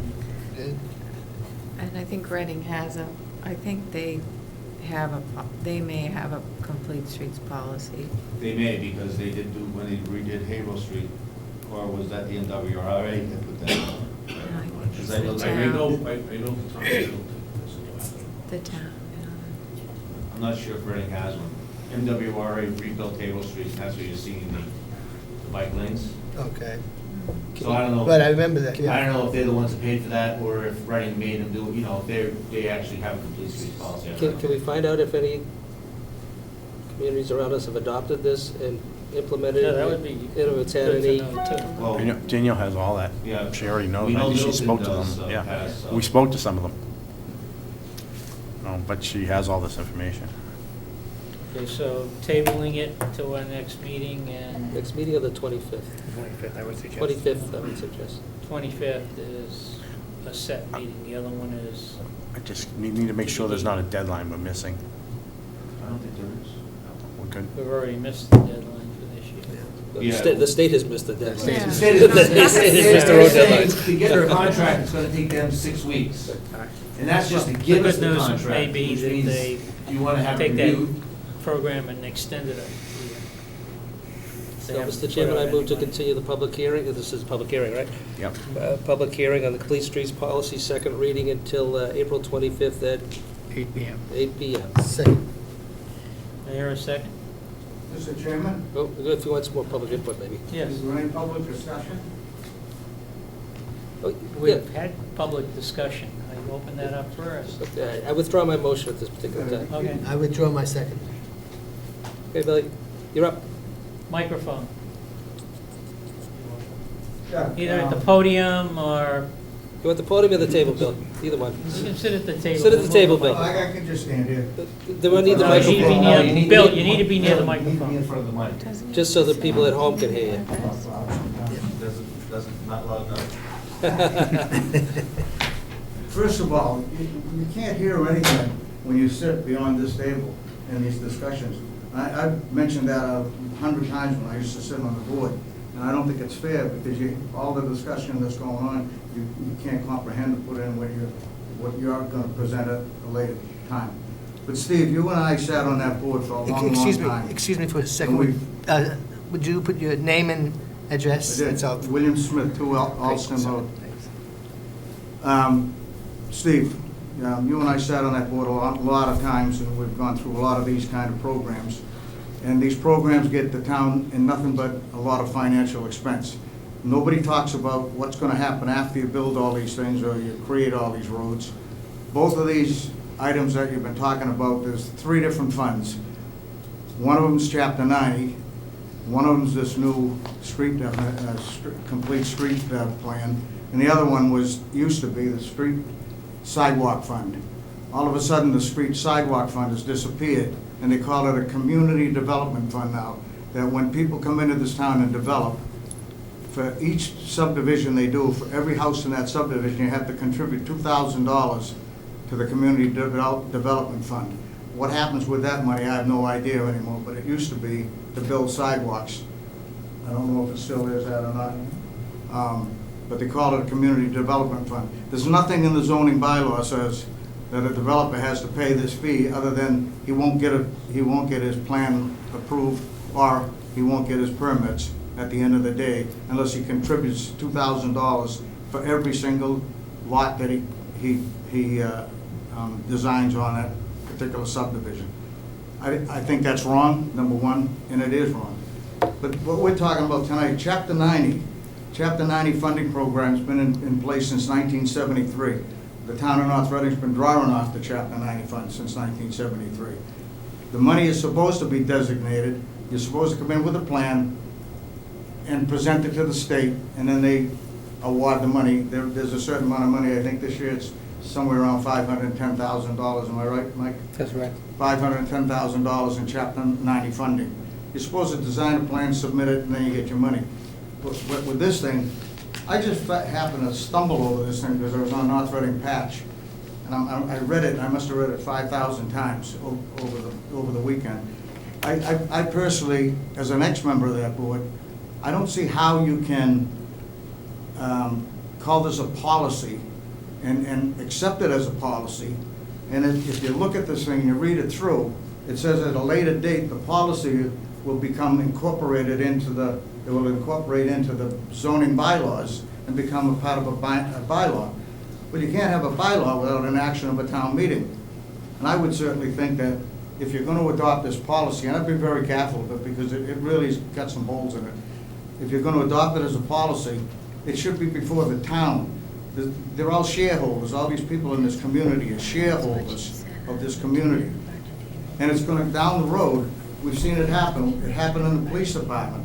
The federal government said, we'll give you $350,000 to add some more cops. I was sitting on the board then, and we accepted it. I didn't want to accept it, and I'll tell you why. Because after we accepted it, the program stopped, and the town residents and the taxpayers had to pick up the money. And the feeling was, well, we've already hired these guys, you can't lay them off now, because we already got them on the job. So everybody felt bad for the guys, so we kept them on the job. We needed them, I mean, because now we've got some developments in town where the police are very active.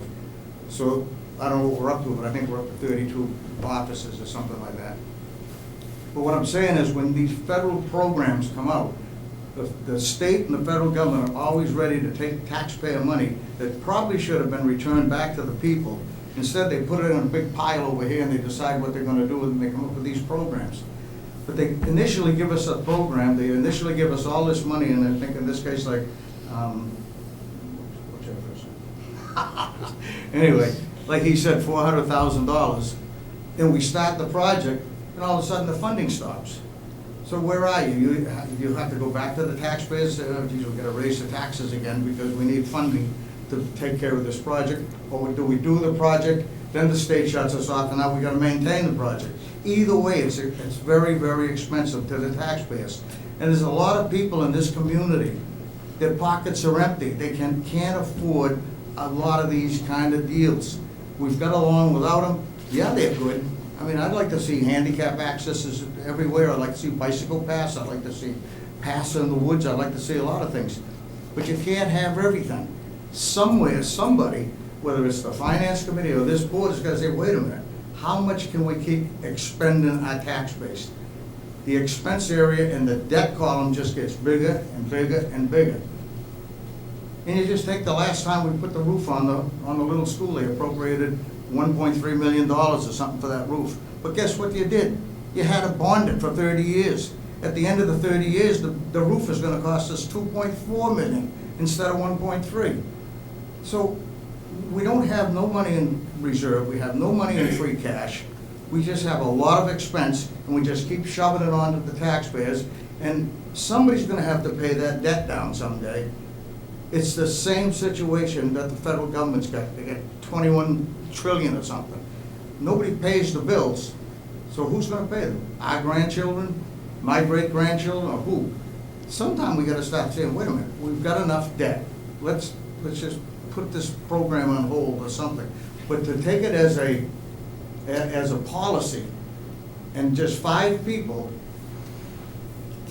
adopt a policy that's gonna affect 15,000 in the long run, I don't think it's right. I think it should be adopted, it should be coming in and be part of the planning, zoning bylaws, or some other routine, some other way it would have to come in. But just for you people to adopt it as a policy, and then say, well, we're gonna incorporate it into the zoning bylaw on a later date, now it becomes a problem because it's part of the bigger picture. And you're gonna pay for this stuff. I came around, I looked in here tonight and I said, this just came on the market. December 15th of last year, they decided to have this program. Only 4 months later, we're already involved in it, trying to figure out how we're gonna get money out of it, without looking at the long range and to see how's it gonna affect us down the road. But I came here tonight just to say to you and ask you to take a good hard look at it before you adopt the policy. The Chapter 90 funding program is a good program, and I remember when Mike talked about it one night, I was watching this thing on TV, and Mike said, well, we're gonna go to, with Swan Pond Road, we're gonna go to the town meeting, get it accepted as an accepted way so you can get Chapter 90 funding. I thought about that two ways, but it's a good idea. I mean, you'll get the funding so you can bring that road up to par, which it needs a lot of work. And if you get the funding from the state as a road that was accepted at a town meeting. And that, by the way, is the only way you can get Chapter 90 funding. You have to have roads accepted at a town meeting by a vote of the people, certified by the town clerk that the action took place, and then they'll release it based on mileage. So, Bill, I don't want to be rude and I don't cut wanna you go on off, all but I night. think you made your point. Right. We're about ready to table this so that we have an opportunity to read the state language. Yeah, and I would like to see more people involved in it. Not necessarily me, but I find it amazing that nobody even knows this thing exists. And I talked to a couple of the surveyors and the engineers. I said, "You know anything about this complete street thing?" They said, "No, what is it?" I said, "Well, they're going to adopt it Monday night." I said, "Do you think we should go?" And I heard 3 or 4 guys said, "Yeah, we'll go," but they're not here. So anyways, I'm here just asking to look it over real close and look at it down the road. And it could be very, very expensive. It sounds good up front, but long range, I don't think it's a good idea for the community. But I thank you for listening. I wasn't well prepared. I just got done plowing snow, but I raced in here. Thank you, Bill. Thank you, Bill. Mr. O'Leary, you were about to make a motion. Yeah, I move to continue the public hearing on Complete Streets Policy, second reading until April 25th. 25th at 8 p.m. Second. Second by Mr. Yule. Any discussion regarding Mr. O'Leary's motion? Hearing none, all in favor? Aye. Opposed? Unanimous?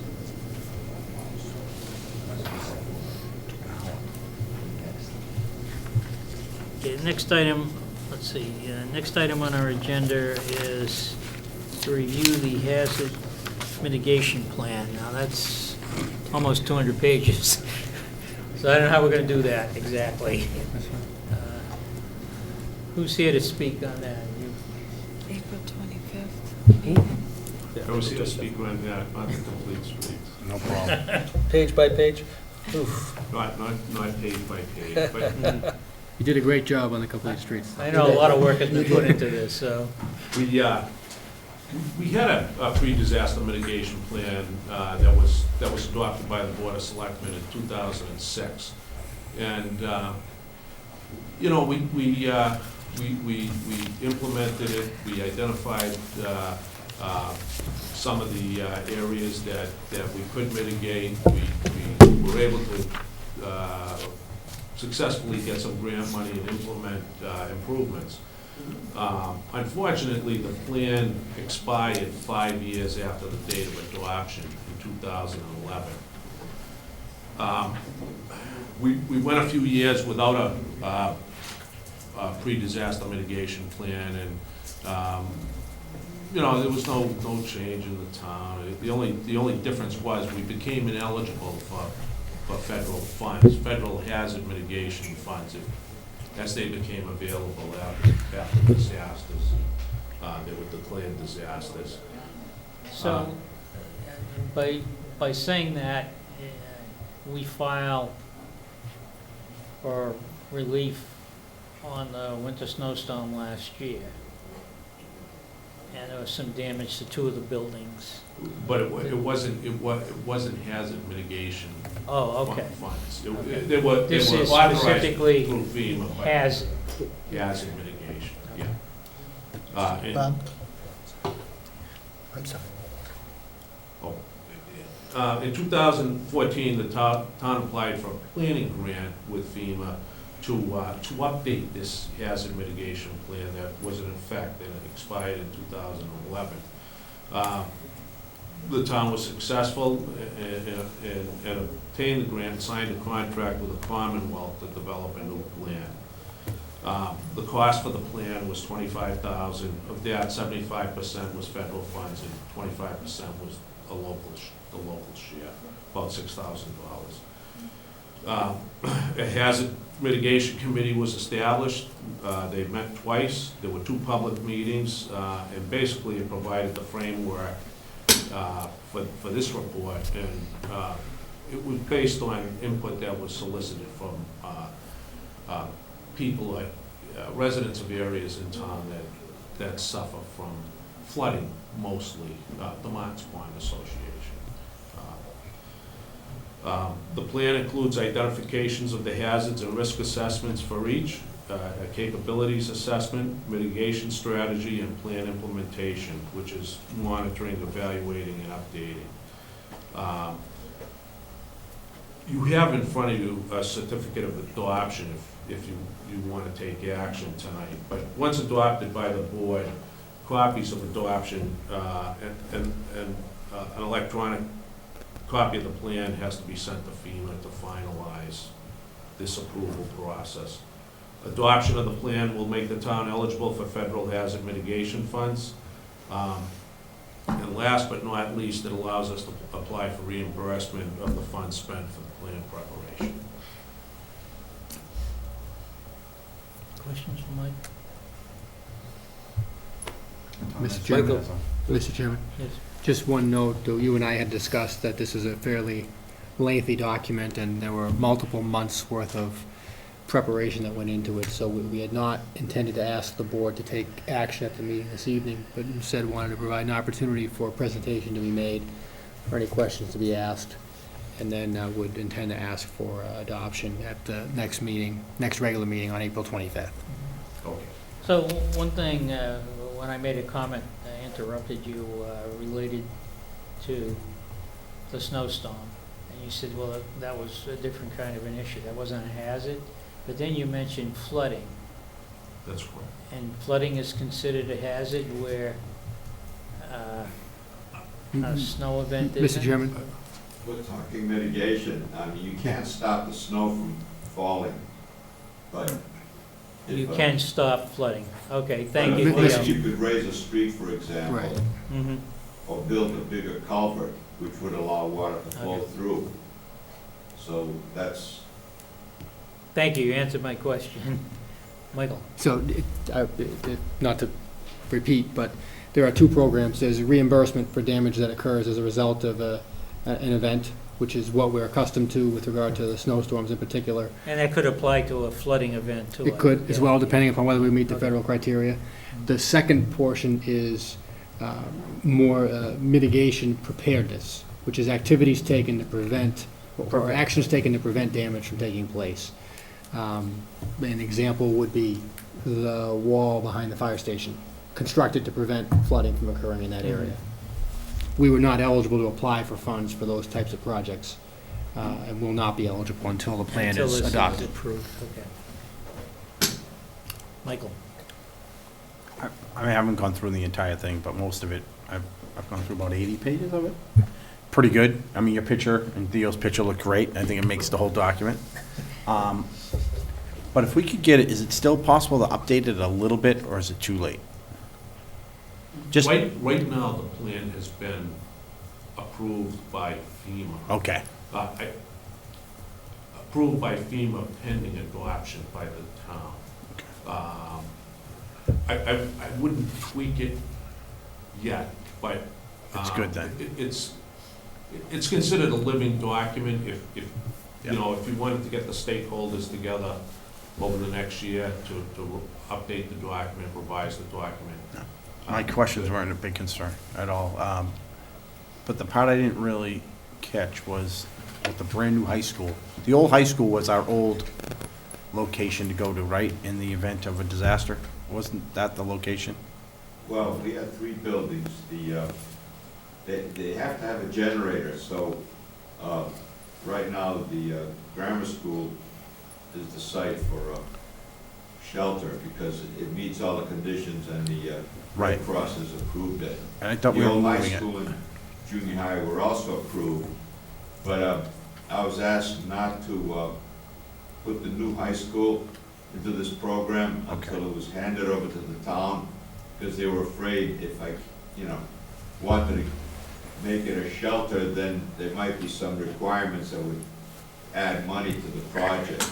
But once it's complete and turned over, then I can start the process. But right now, we have, Then that answers my question, why it's not in here. Okay. okay, I mean, that update obviously needs to happen at some point, because we have the new generators, we spent all the money for that. I think the school already invested all the money to make sure that that was the right shelter and it has everything in place. So, Right. I don't think it's So gonna it's cost you ready any to money. go. It's just, I had to wait until we owned it and it was approved. Thank you. Mr. O'Leary, did I see you raise your hand? Nope. No? Okay. So, Mr. Gilberto, your recommendation would be to put her on the agenda maybe? We'll prepare the motion for approval at the next meeting on April 25th, Okay, the next regular meeting on April all 25th. right. That's great. And therefore, anyone has time to read the whole document? Perhaps, Mr. Chairman, I'm running home tonight. Mr. Chairman, Pretty comprehensive. just rethinking this, perhaps we could schedule it in conjunction with the Public Works budget hearing on April 14th, so as to do it Oh, on an that's a evening good when Mr. idea. Sorgan is Yeah. here. So why don't we plan to do that if the board members are okay with that? What? Talking to myself. Yeah. That sounds like a plan. Okay, very good. Thank you. Thank you. Thank you, Drive Theo. safely, going Mr. home. Chairman, if I may, Mr. Yeah. Sorgan, can you hang on just one second?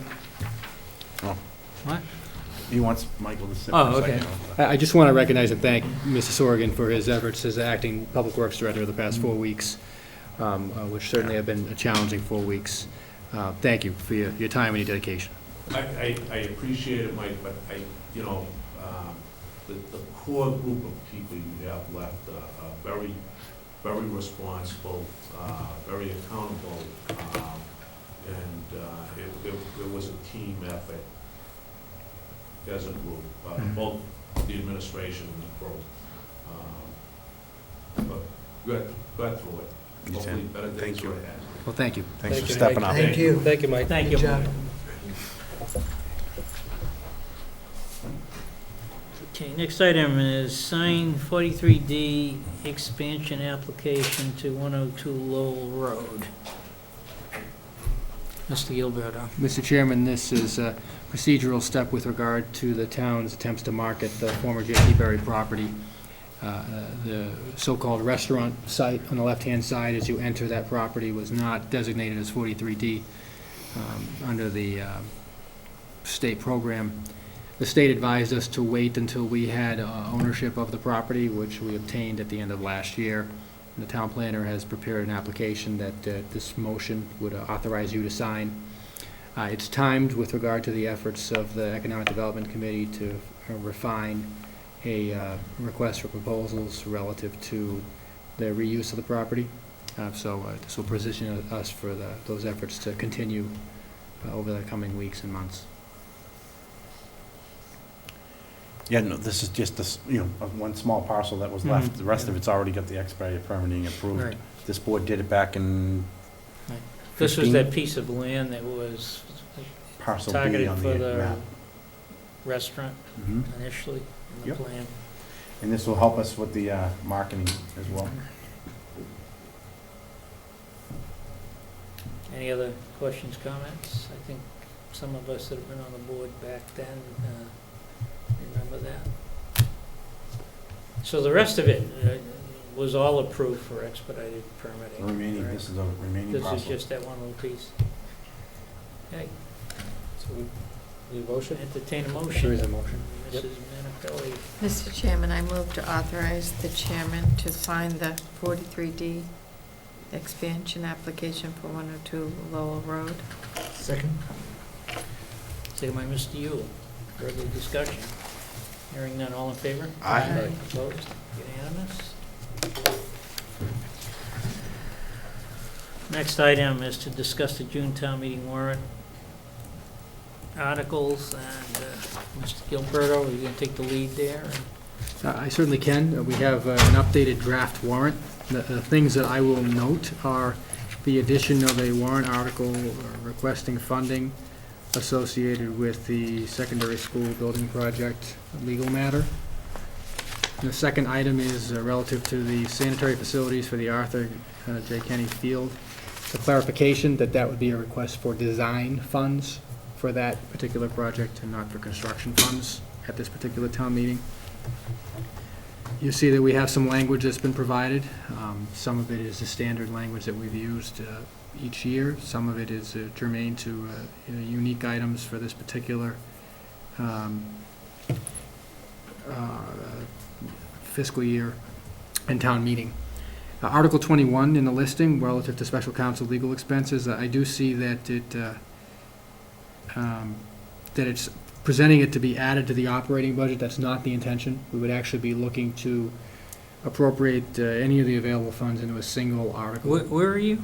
I'm on Article article number 21. 21. Fund Appropriate repairs money. to town buildings? Appropriate money for special counsel. There Legal is, expenses. there was a revised packet that was put in, Mr. Chairman, perhaps, is that the full? I'm looking at the main packet. There should be one that says revised, just for all of the members. All right, Well, I hang didn't on, realize that. sorry about that. But am I correct, it's Number 21. appropriate money for special counsel legal expenses? That's correct. As it is worded there, it gives an impression that we'll be assigning the funds to the operating budget for fiscal year 17. It's going to be the recommendation that we reappropriate the funds that we put into fiscal year 16's legal expense budget, into a separate warrant article that would be able to cross over fiscal years in the future. And that would be in addition to any additional funds that we may determine to appropriate into that appropriation as well.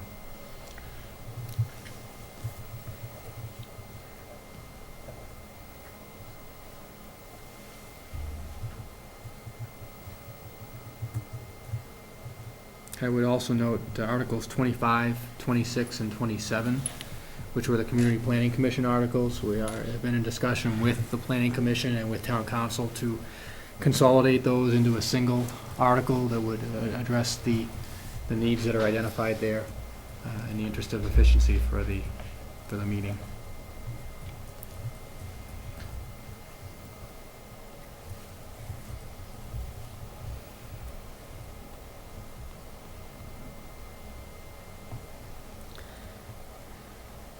Okay.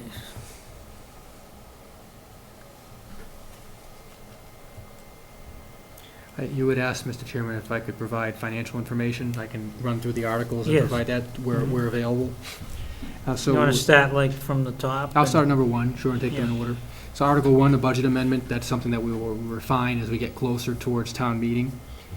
For Article 2, right now, after the most recent storms and without having closed out all purchase orders, we are showing a deficit of approximately $44,000. So that does not reflect today's storm, does not reflect Sunday's storm, and it does not reflect potential closure of some POs that may reduce that number. Now, is that above and beyond the 250? That's correct, yes, it is. All right, so this would come from, this would require a transfer from free cash? We or would look for, other available funds? correct, we would just intend to offset that and not the cost And the reduction. estimate is, right now, we're how much over? Approximately $44,000, But it doesn't include any money that was spent yesterday or today. yesterday or today, okay. Any Still questions regarding that? It's a low number nonetheless. I mean, normally by this time, we're well past We were that. hoping that we would finish it with what we basically budgeted and left available. I have to just note that, again, we may be able to close some purchase orders that are open and achieve Yeah. some savings on that Mm. number, but that's where we're at today. Okay.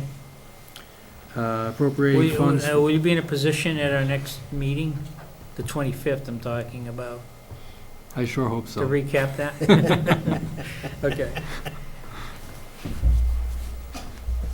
Yeah, but only to the extent that Mother Nature cooperates. Yeah. In Article 3, appropriate funds to capital improvement stabilization fund. Right now, we are projecting an appropriation of $320,000 from free cash. And Article 4, retained earnings, $179,787 would be appropriated from retained earnings for water.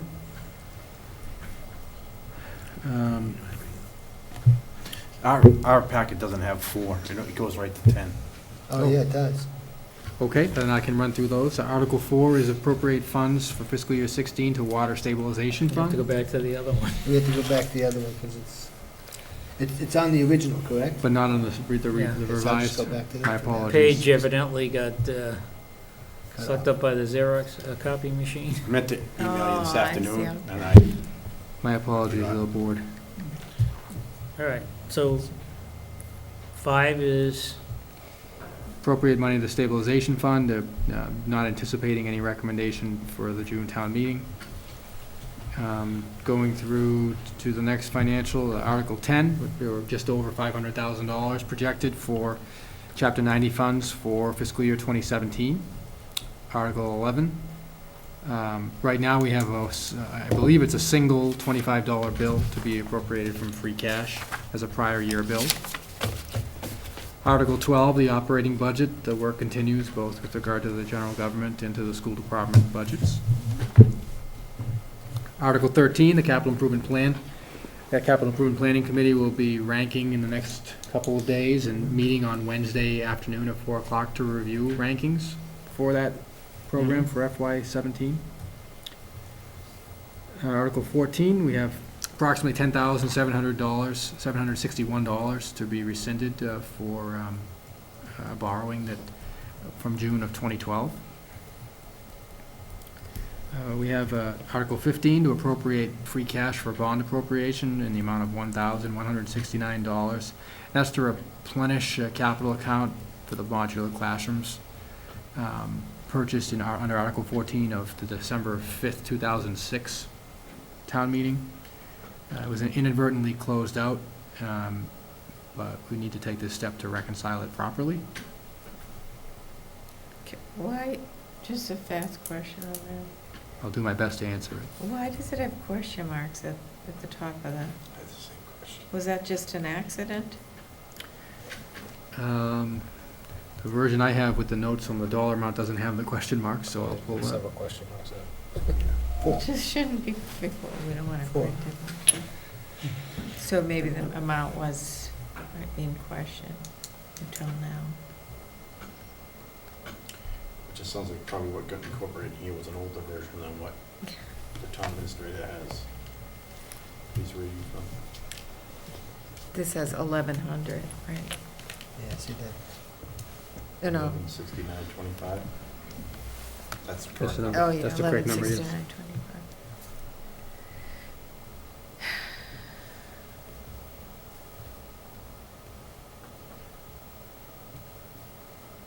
Yeah, 1,100 in there. Yeah, we'll check that. I'm not sure why those came through in that way.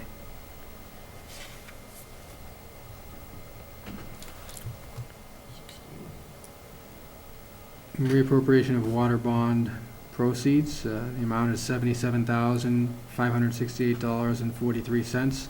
So this is the anchor bolt repairs, which we are not going to be proceeding with because of the excessive cost. They'll be reappropriated into something with the appropriate borrowing term as part of the fiscal year 17 capital improvement plan. So that money is being applied and will show up on the capital, whatever the capital plan is. To the When appropriate we go item. through, some items will be bonds, some will be free cash, and there'll be some funded from Correct. this rescinding of this. I expect that like last year, we'll have an asterisk for the, whatever the category is, and appropriate the funds against that. Funding of retirement obligations is $166,000 to raise and appropriate. That is the number we're forecasting right now. As you know, Mr. Chairman, we continue to scrutinize that number with regard to what the projections are with an eye towards hopefully reducing it, but right now that's what we're carrying for fiscal year 2017. And is that number, $166,000. is that number the original number or what? The original number. The original number, okay. Article 18, to transfer funds to the Solid Waste Stabilization Fund. That will be determined by the status of the sanitation budget as we get closer to town meeting and the projections that we make, similar to how we handle it each year. Funding the design for the MWRA water interconnection, are projecting $1,400,000 as a number for those design amounts. That to be combined with the additional appropriations prior to this point in time to cover the cost of the design of the interconnection. So with respect to the water, I mean, that's the number that's required as a board at some point between now and when we need to tie down where this money's coming from. We need to have a discussion on the overall water program, the water initiative to MWRA, and the various options that we can use to raise the funds or pay for bonding for the funds. And we need to tackle that. As I brought up before, we have the option of applying it directly to the water rate, and those water users, the high water users, will pay more of this. We can take it and make it a fixed charge per water user or a portion thereof, similar to what we have as the administrative charge to cover the cost of this program. We have a big favorable, a fair chunk of capital. This is only the beginning of it. We learned after talking to our financial advisor, the bank that we talked to for, it's at First Southwest. That there's a provision in the law for water and sewer that you can apply it directly to the tax rate without going to town meeting for an override. Obviously, town meeting would have to approve it, but not necessarily a vote. These are the combinations of things that we need as a board to discuss as to how we want to approach the water program. And I think as we now start to begin to spend money that's not in our current reserves, we should have that discussion and kind of lay out and figure out just what we want to do. And that should involve a public hearing to get input from the public. That's above and beyond the kind of public hearing you've had. Yeah. Yep. And we should work out a schedule for that. I'll be working with Michael as we try to fit all the things we need to do between now and town meeting into our meeting schedule. Questions, or we'll move on to the next one. Is it going to be one night? That's going to be the only agenda item? Good question. I'm going to rely on you and what you got out of the first hearing that you had as to whether, what kind of crowd we're going to have. The bigger the crowd, obviously, the more time we're going to consume answering questions and getting input, so.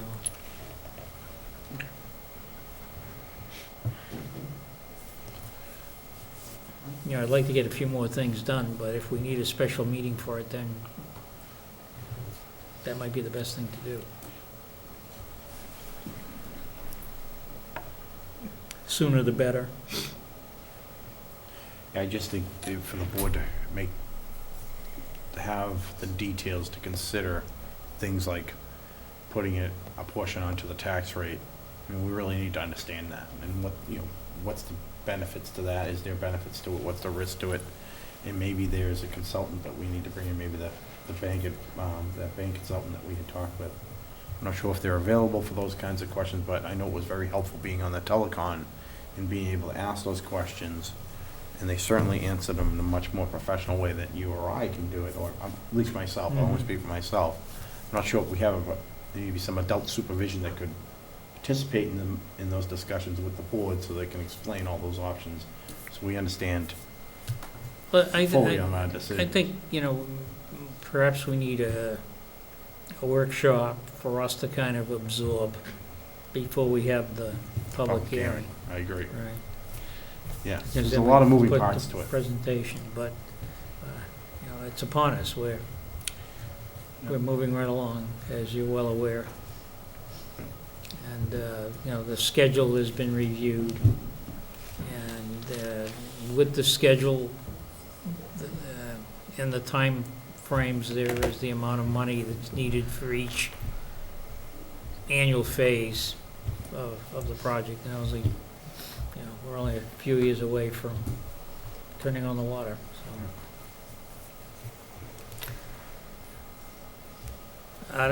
so then Article 20 is, Michael, you want to go on? Is that just? Sure. The next financial article is the appropriation of money for special counsel legal expenses, which I identified. Well, I should go back to Article 20, which is language that would allow for the town to apply to join the MWRA. we'll be working closely with the MWRA in the coming weeks to determine exactly what that language needs to look like, along with town council as well.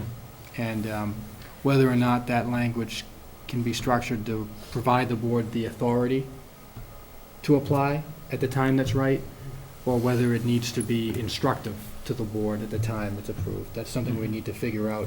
But we want to try to build in flexibility, because it is possible at that point we will not have, we certainly won't have a final environmental impact report in place. And as much as we are working with regard to our own timelines for the project and the tasks associated with getting the connection built and putting the pipes in the ground, so to speak, there are regulatory processes that we need to follow as well, and we need to be respectful of as well. So we'll be working with the MWRA to time that and to structure that language appropriately to give the board the ability to do what it In the needs process to. of joining, is this the time where we define the amount of water we want to buy and thus define the buy-in fee at the same time? We're approaching Or does that that time.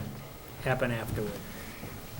I believe when we submit the OP-10, which is a technical name for the application that goes to the MWRA, I believe that we're going to need to tell them the capacity. And we have a number that we are using, projecting out to the year 2033, a demand number that we would be using as the buy-in. I was just wondering if that becomes part of that article, something. I'd have to review it. That I don't know offhand. And I have not seen the article, at this point. We can look at the other examples to see whether other towns have bought in or have prescribed that in the article.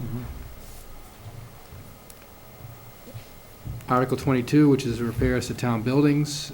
This is, I'm sorry, did you skip over 21? I'd spoken to it earlier, but Okay. I'm happy to elaborate again. This would be, again, the reappropriation of funds that we put in the legal budget for FY16 at the October town meeting. We'd appropriate those funds into a special article. It would be available for use over more than one fiscal year. And depending upon the outcome of discussions, potentially add to that appropriation as well. I'm sorry, I thought you didn't finish, that's mine. Thank you. Thank you. Article 22 would be funding of repairs to town buildings. We traditionally have done this in October, although I will tell you that we're looking closely at some urgent repair needs for town buildings and the status of the town building budget at this point, which is expended. So we may need to rely on that for some additional work, but there'll be more to come with regard to that. We're still holding that at 50K, Correct, yes. coming from free cash? That's or correct. 23? The other post-employment benefits liability trust fund, we have $250,000 carved out of the raise and appropriate funding source for FY17. It's in the revenue plan accordingly. 24, the design of the facilities at Arthur J. Kenny Field. We may try to work on a better name for that article. That was the best we could come up with, but we'll try to work on the title. It's $50,000 being projected as a free cash appropriation for designer services for that facility. And the intent is to go to October town meeting for approval of the Whatever the plan assumed is. bonding to fund Construction. the construction. Failure to do this potentially will result in the shutdown of the turf field, is that my understanding? Yeah, I think that there's a number of potential outcomes. I don't want to alarm the community, but this is a code compliance issue that we need to address.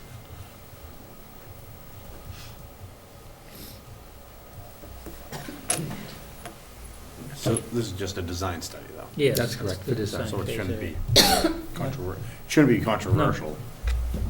No, but I was just saying that the And hopefully- plan right now is to then follow up in our October town meeting. After we have a plan and we have some idea of exactly what it's gonna cost.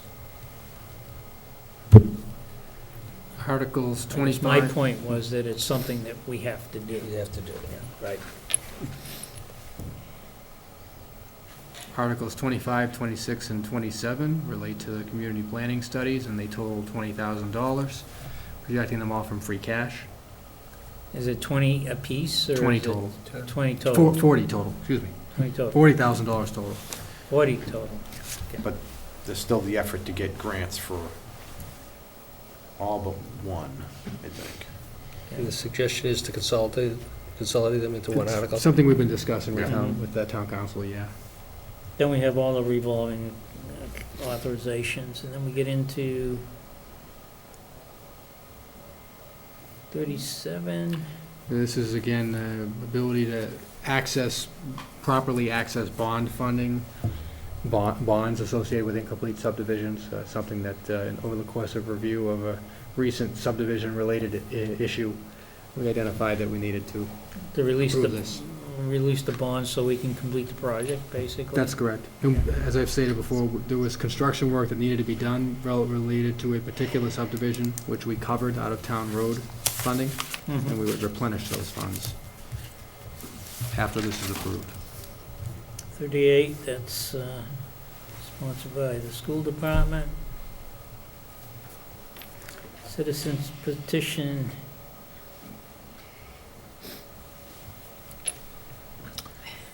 Yeah. Could I suggest that we renumber 38 and put it closer up front? Get it out, make sure it comes up the first night. I'm hoping just one night, but What are you saying? move Article 38 up to ensure that it comes up the first night. In the event we get extended because we don't finish. And again, allow for the advocates and Mr. Jones to call I it don't an have a evening problem early. with that. Where are you suggesting we put it? Before the omnibus article? Yes. What, the citizens petition? No, the No, Charlie Jones 38. naming on Main Street or whatever, how it's read, That way, there's a certainty as to when it's gonna come up. Mm-hmm. Want that first night for sure. Get off to a good start, upbeat. So, jump off the cliff. And then, yeah. so what happens on this citizens petition? Everybody gets up and leaves, and there's a You can defeat that early. too. special interest group. You can, I have to say defeat, excuse me. We can consider that one early too, if you'd like. They're doing the same thing in Wilmington. It's only a few They're doing pages. the same petition in Wilmington, yeah. To name So, Same exact petition for the ticket to tribunal. So, Mr. Chairman, if I hear correctly, number 38 will go just before the operating budget?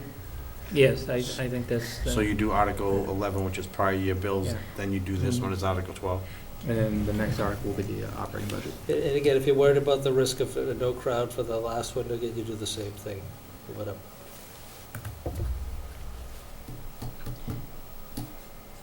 Let's make that decision later. Okay, but I think it's something we need to consider. I would request that you take just this, I don't know, it could be an Excel spreadsheet, single page, list the articles as they're shown here, and put the dollar values and the funding source, and just distribute it. And if it's a TBD, put TBD.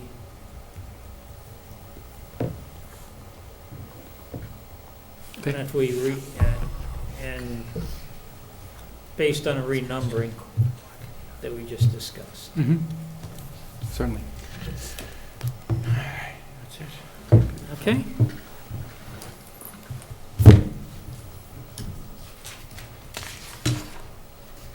Anything else on that, Michael? No. We're going to review meeting dates and topics.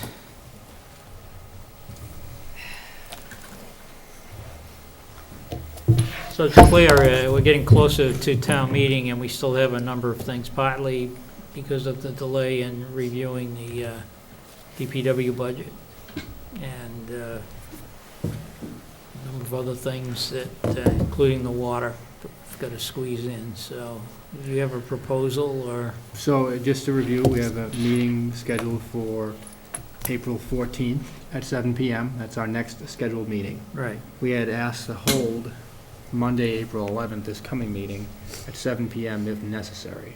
Right. I do not foresee that we would be able to have a productive discussion in workshop setting relative to water at that evening. Right. if we wanted to have potential executive session discussion relative to pending litigation, that might be an evening to have that. I know some board members have expressed a desire to have that conversation. Oh, I thought we weren't having a meeting on the 18th. We don't. He's Oh, talking the about the 11th. tentative 11. Right. Okay, The sorry, 18th is a misunderstood. vacation week. Right. So we have currently scheduled, as Michael has pointed out, the 14th and then the 25th of 25th. April. Okay. But we left the 11th kind of open. And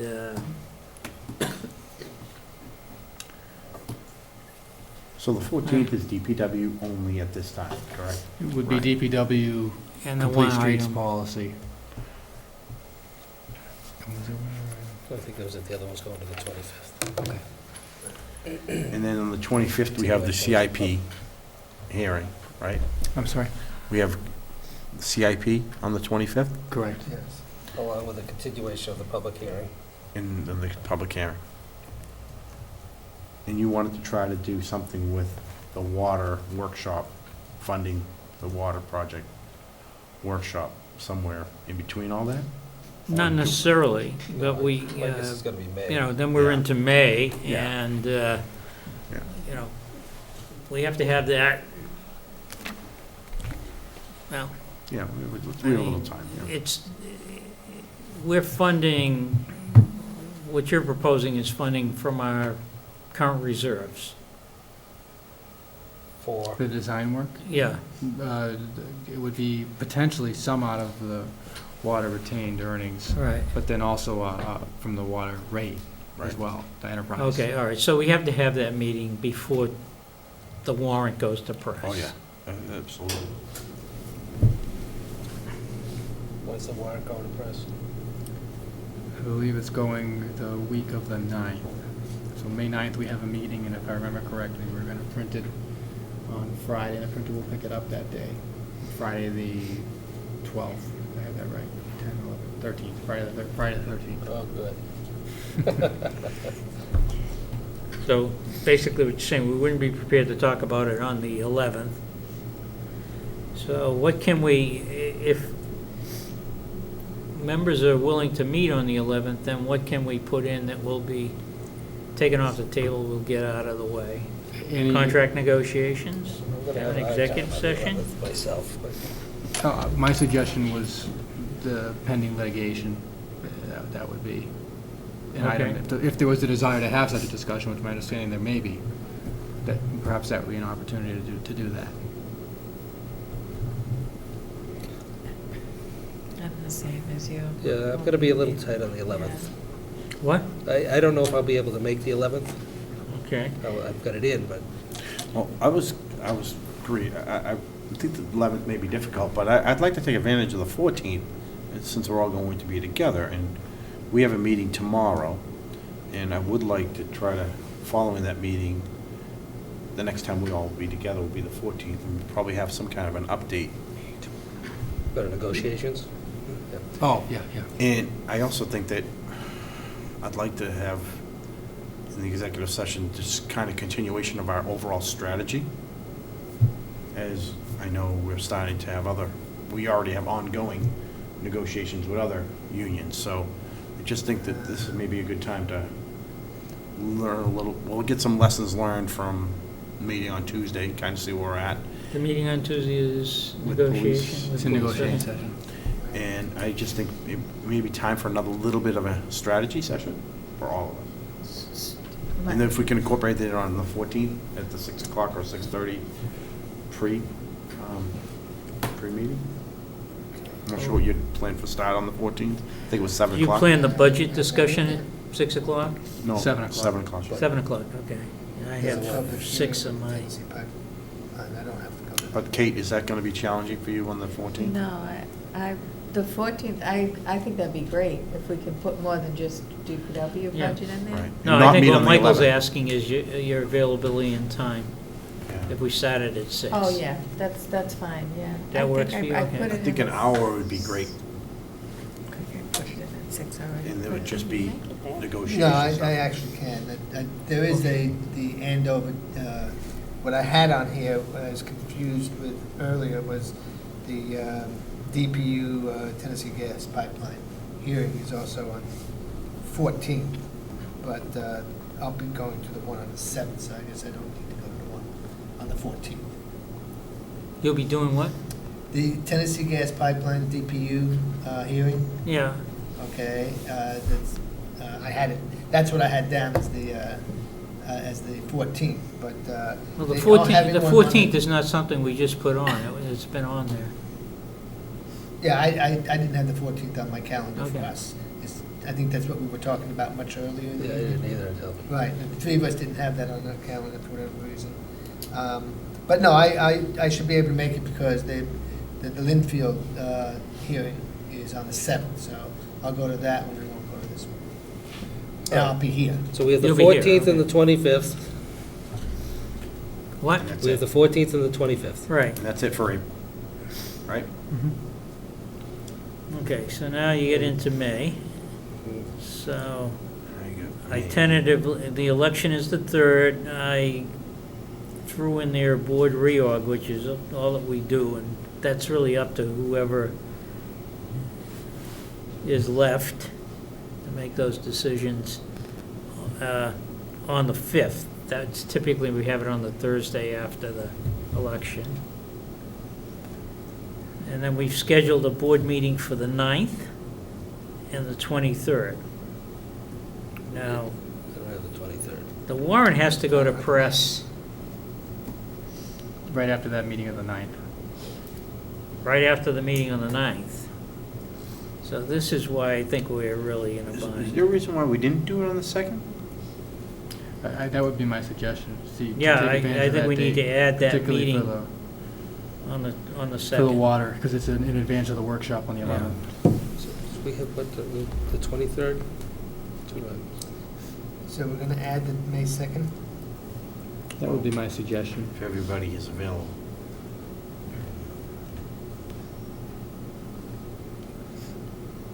And you suggesting 6 o'clock or 7? Defer to the availability of board members. What are we, what day, I'm sorry, what day are we on now? Monday, May 2nd. Thank The you. day We're before adding the a- election. Adding another meeting. And we're not going to do it's an agreement that we're not going to do the 11th. We can go ahead and take that off our schedules Right. of April, and we're going to add May 2nd. And this is going to incorporate the workshop for financing the water project. Mhm.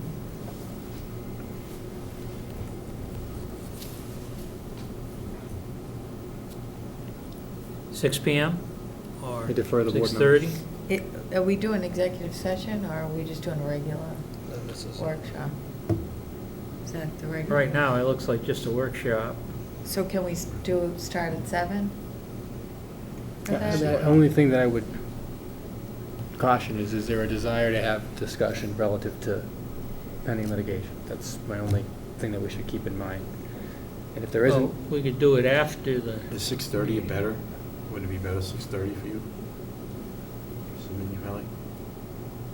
Or 7, just that evening, only time that works for you. I mean, it's just, why don't you just? 6:30 is good. A half hour, okay, Michael, what you need? it's good for me, yeah. I mean, Is that going to be executive session or a I meeting? think we Half can hour re- executive session, and then from 7 to whenever. we could also refine that if we had to push the public session to 7:30, then we could. I mean, That's true. so we'll start at 6:30? yeah. Okay. 6:30. Okay, and that should get us to June town meeting, town meeting is the 6th. 6th. So there's a little bit of, We start at 6 o'clock that night? June town meeting? Yeah, if not earlier. The town meeting? For Oh, town- us, I'm yeah. sorry. Yeah, we Gosh, usually yeah. meet Right, beforehand. we do, yeah, right. Memorial just want Day, Kate to know in Memorial Day advance. is 30 most late days. this year. We usually meet, no, you know, it's in fairness to you, sometimes we meet at 5:30, Mhm. and I'm not sure this year if we're gonna have to or not.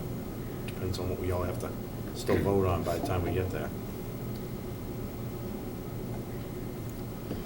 Are you talking about the night of town meeting? Yeah. You know, who's ever here, I'm not here, you're not, whatever. Well, we plan a minimum of an hour. That's the 9, 16th, 23. right? It's the 6th of June. Oh, I'm sorry, I'm in May still, all right. Yeah, no, we're talking So- June town meeting, Yes, okay. so just plan For 5 some reason, I put in 4, so we must have said 4 before. Oh, I don't know why I have 4.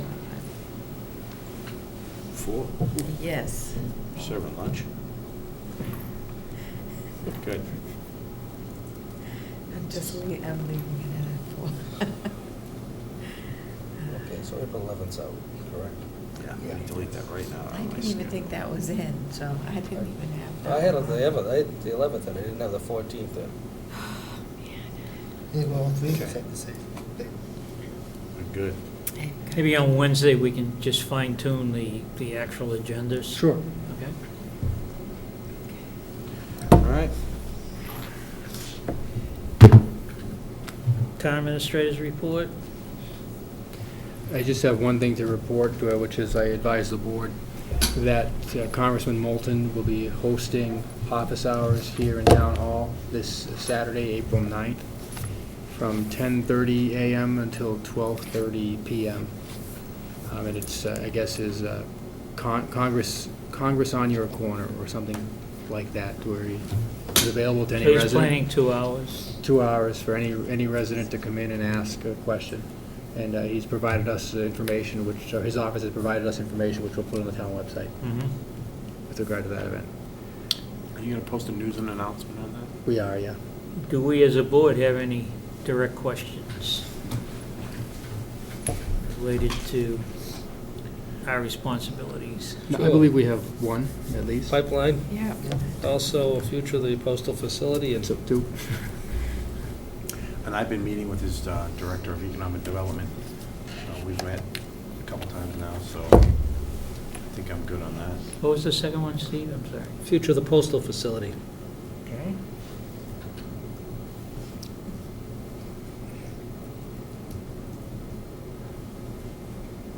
Mr. Chairman, if you'd like, I can contact his office and see if there's a preferred time they'd like us to speak, or to come. My Mhm. understanding is it's pretty open in terms of what to do, but if there's a preferred time based on the flow or the natural flow of these events, whether it's early or late. It's 11:30 start? 10:30. 10:30. 10:30 to 12:30, if I recall. It originally was 10 to 2, but then they fine-tuned it. I'll be unable to attend. Neither can I. Taking to other business. And you said this was May 9th? This Saturday, May 9th. April. April. April 9th. okay. Thank you. April. April 9th. This Saturday, Yes. May 9th. This I was- Saturday. You had me there. We have it televised?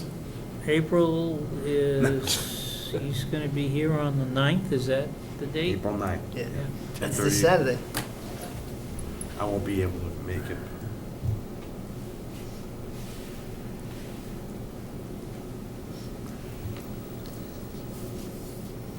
I should be able to make it, but I do have to double check something.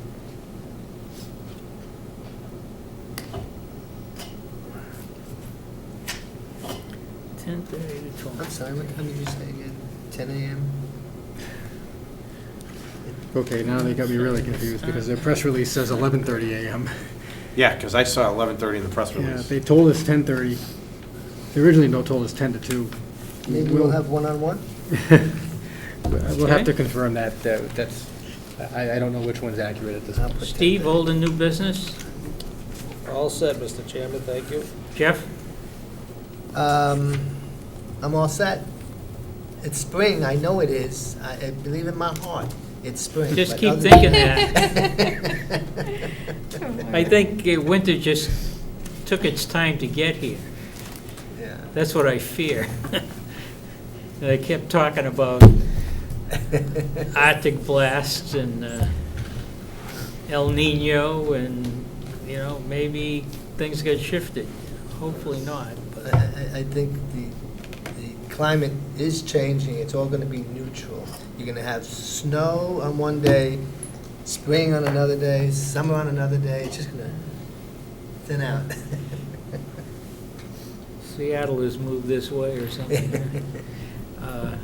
Anything else, Jeff? No. Catherine? Just a fast thing for some of the other middle school parents, because sometimes we get a ton of emails, but they're still in the process of their clothing and shoe collection for Cradles to Crayons, which is new and like new shoes and clothes for Mhm. newborn up to 12 And where are these being collected? Send them with your children that go to the middle school, and they have bins marked, and they have a few bins there, so. Up to it 12 ends years. on- What if you don't have children? Oh, they want children's shoes. Well, What I was the age mean, again? The age span again? What did you say it was? it's Cradles to Crayons, which is newborn up to 12-year-olds. 12-year-old. And there's primarily, this particular collection that they're My doing wife will is certainly- for Okay. shoes and, but if you have donations, give them to me and I'll send them in with my middle schoolers. Really? Or send Well, them with I you. gather these are shoes for children. But I think they might let you in there, Bob, Mhm. to Yes, drop Bob, them off. yeah. It's Kids, infant to 12 Yeah. years old. Yeah, But it's a great, it's a great Mhm. thing that they're doing, and just to remind people, because it ends on Friday, and sometimes in the busyness of everything, we forget to send them in, and it's for a good cause. And that's it. That's all I have. Okay, I did send a draft copy out of the annual report. Yes. I struggled to finish because of a whole bunch of things, but I did get it out, and then I have to thank Karen for just doing a little editing for me. And I think she then sent the copy that's going into the book to everybody. If you have anything you want changed, talk to Karen in the morning. I gather, Michael, that she hasn't sent it off yet. No, I believe no, she she sent it did. to the board today. Yeah, we What? got it. I believe she sent it out to the board No, with he some meant minor off edits. to the Didn't send it to the printer. Off to the printer? No, not yet. No, okay, all right. So if I misspelled something, or I misquoted something, Karen or corrected it. whatever, call Karen.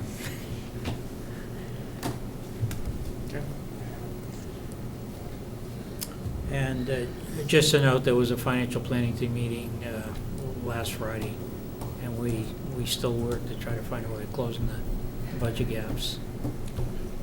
The school has their budget hearing tonight. I usually go to that, but unfortunately, we didn't plan accordingly, or they didn't plan accordingly.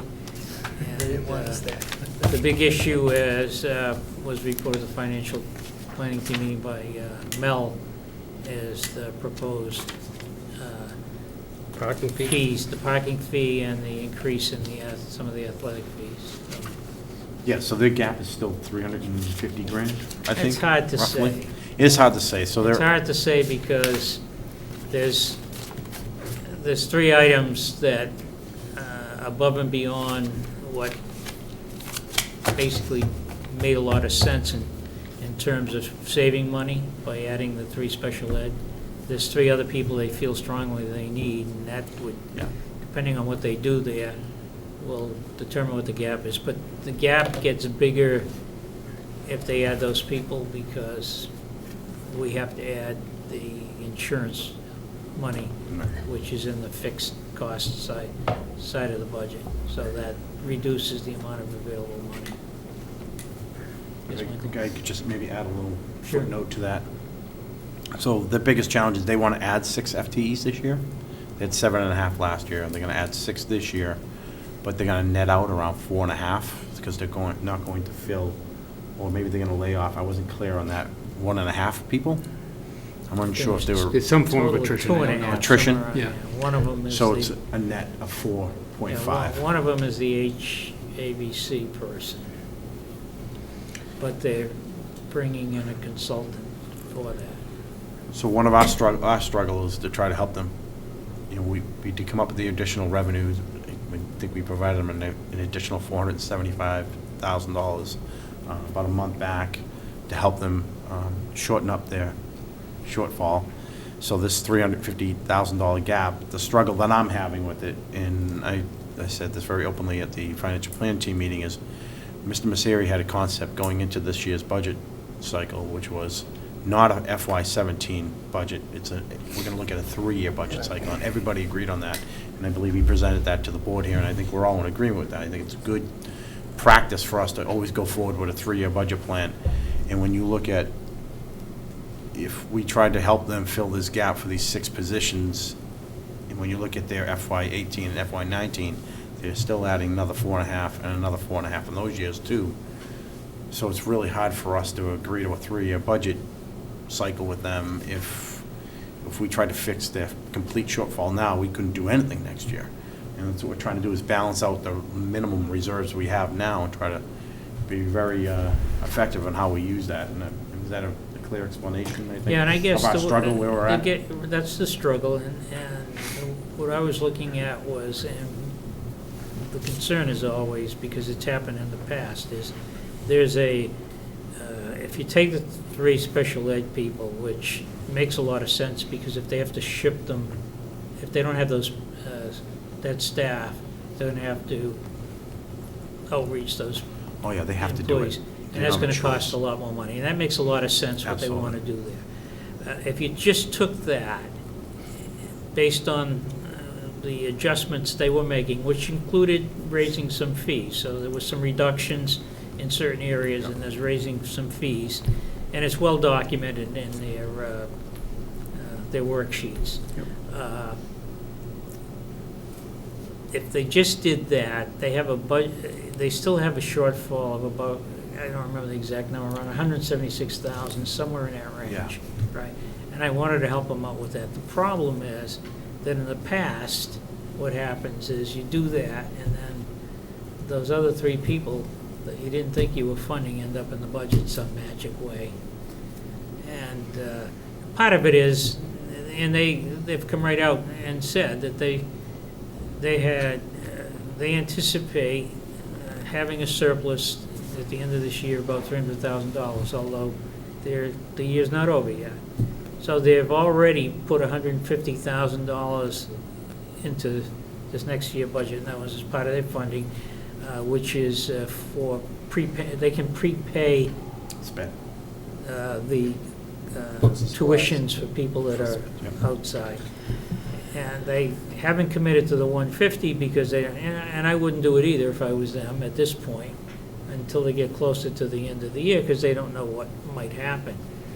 But, if we close the gap now, exclusive of those 3 additional hires, I could see, if everything works out, that now they have some money and they may bring up those 3 additional hires, or bring them in a little later in the year, and, then next year it doesn't work. That's the problem. So when you start to look at a 3-year budget, you have the overall issue of being serious about what I load up this year is carried into next year, and so on and so forth. And, we have a systemic problem. And I think if you have an opportunity, Michael, we could put it up in Dropbox, but Michael Conley did a fantastic job in their unfunded liabilities presentation they put together. They've actually shipped that up to Senator Tarr, Representative Jones, to request a presentation to the legislation.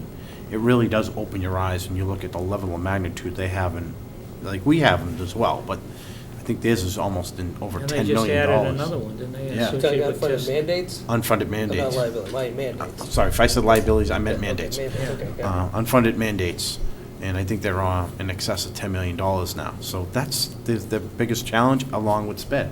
When you look at the SPED, and it's really out of their control,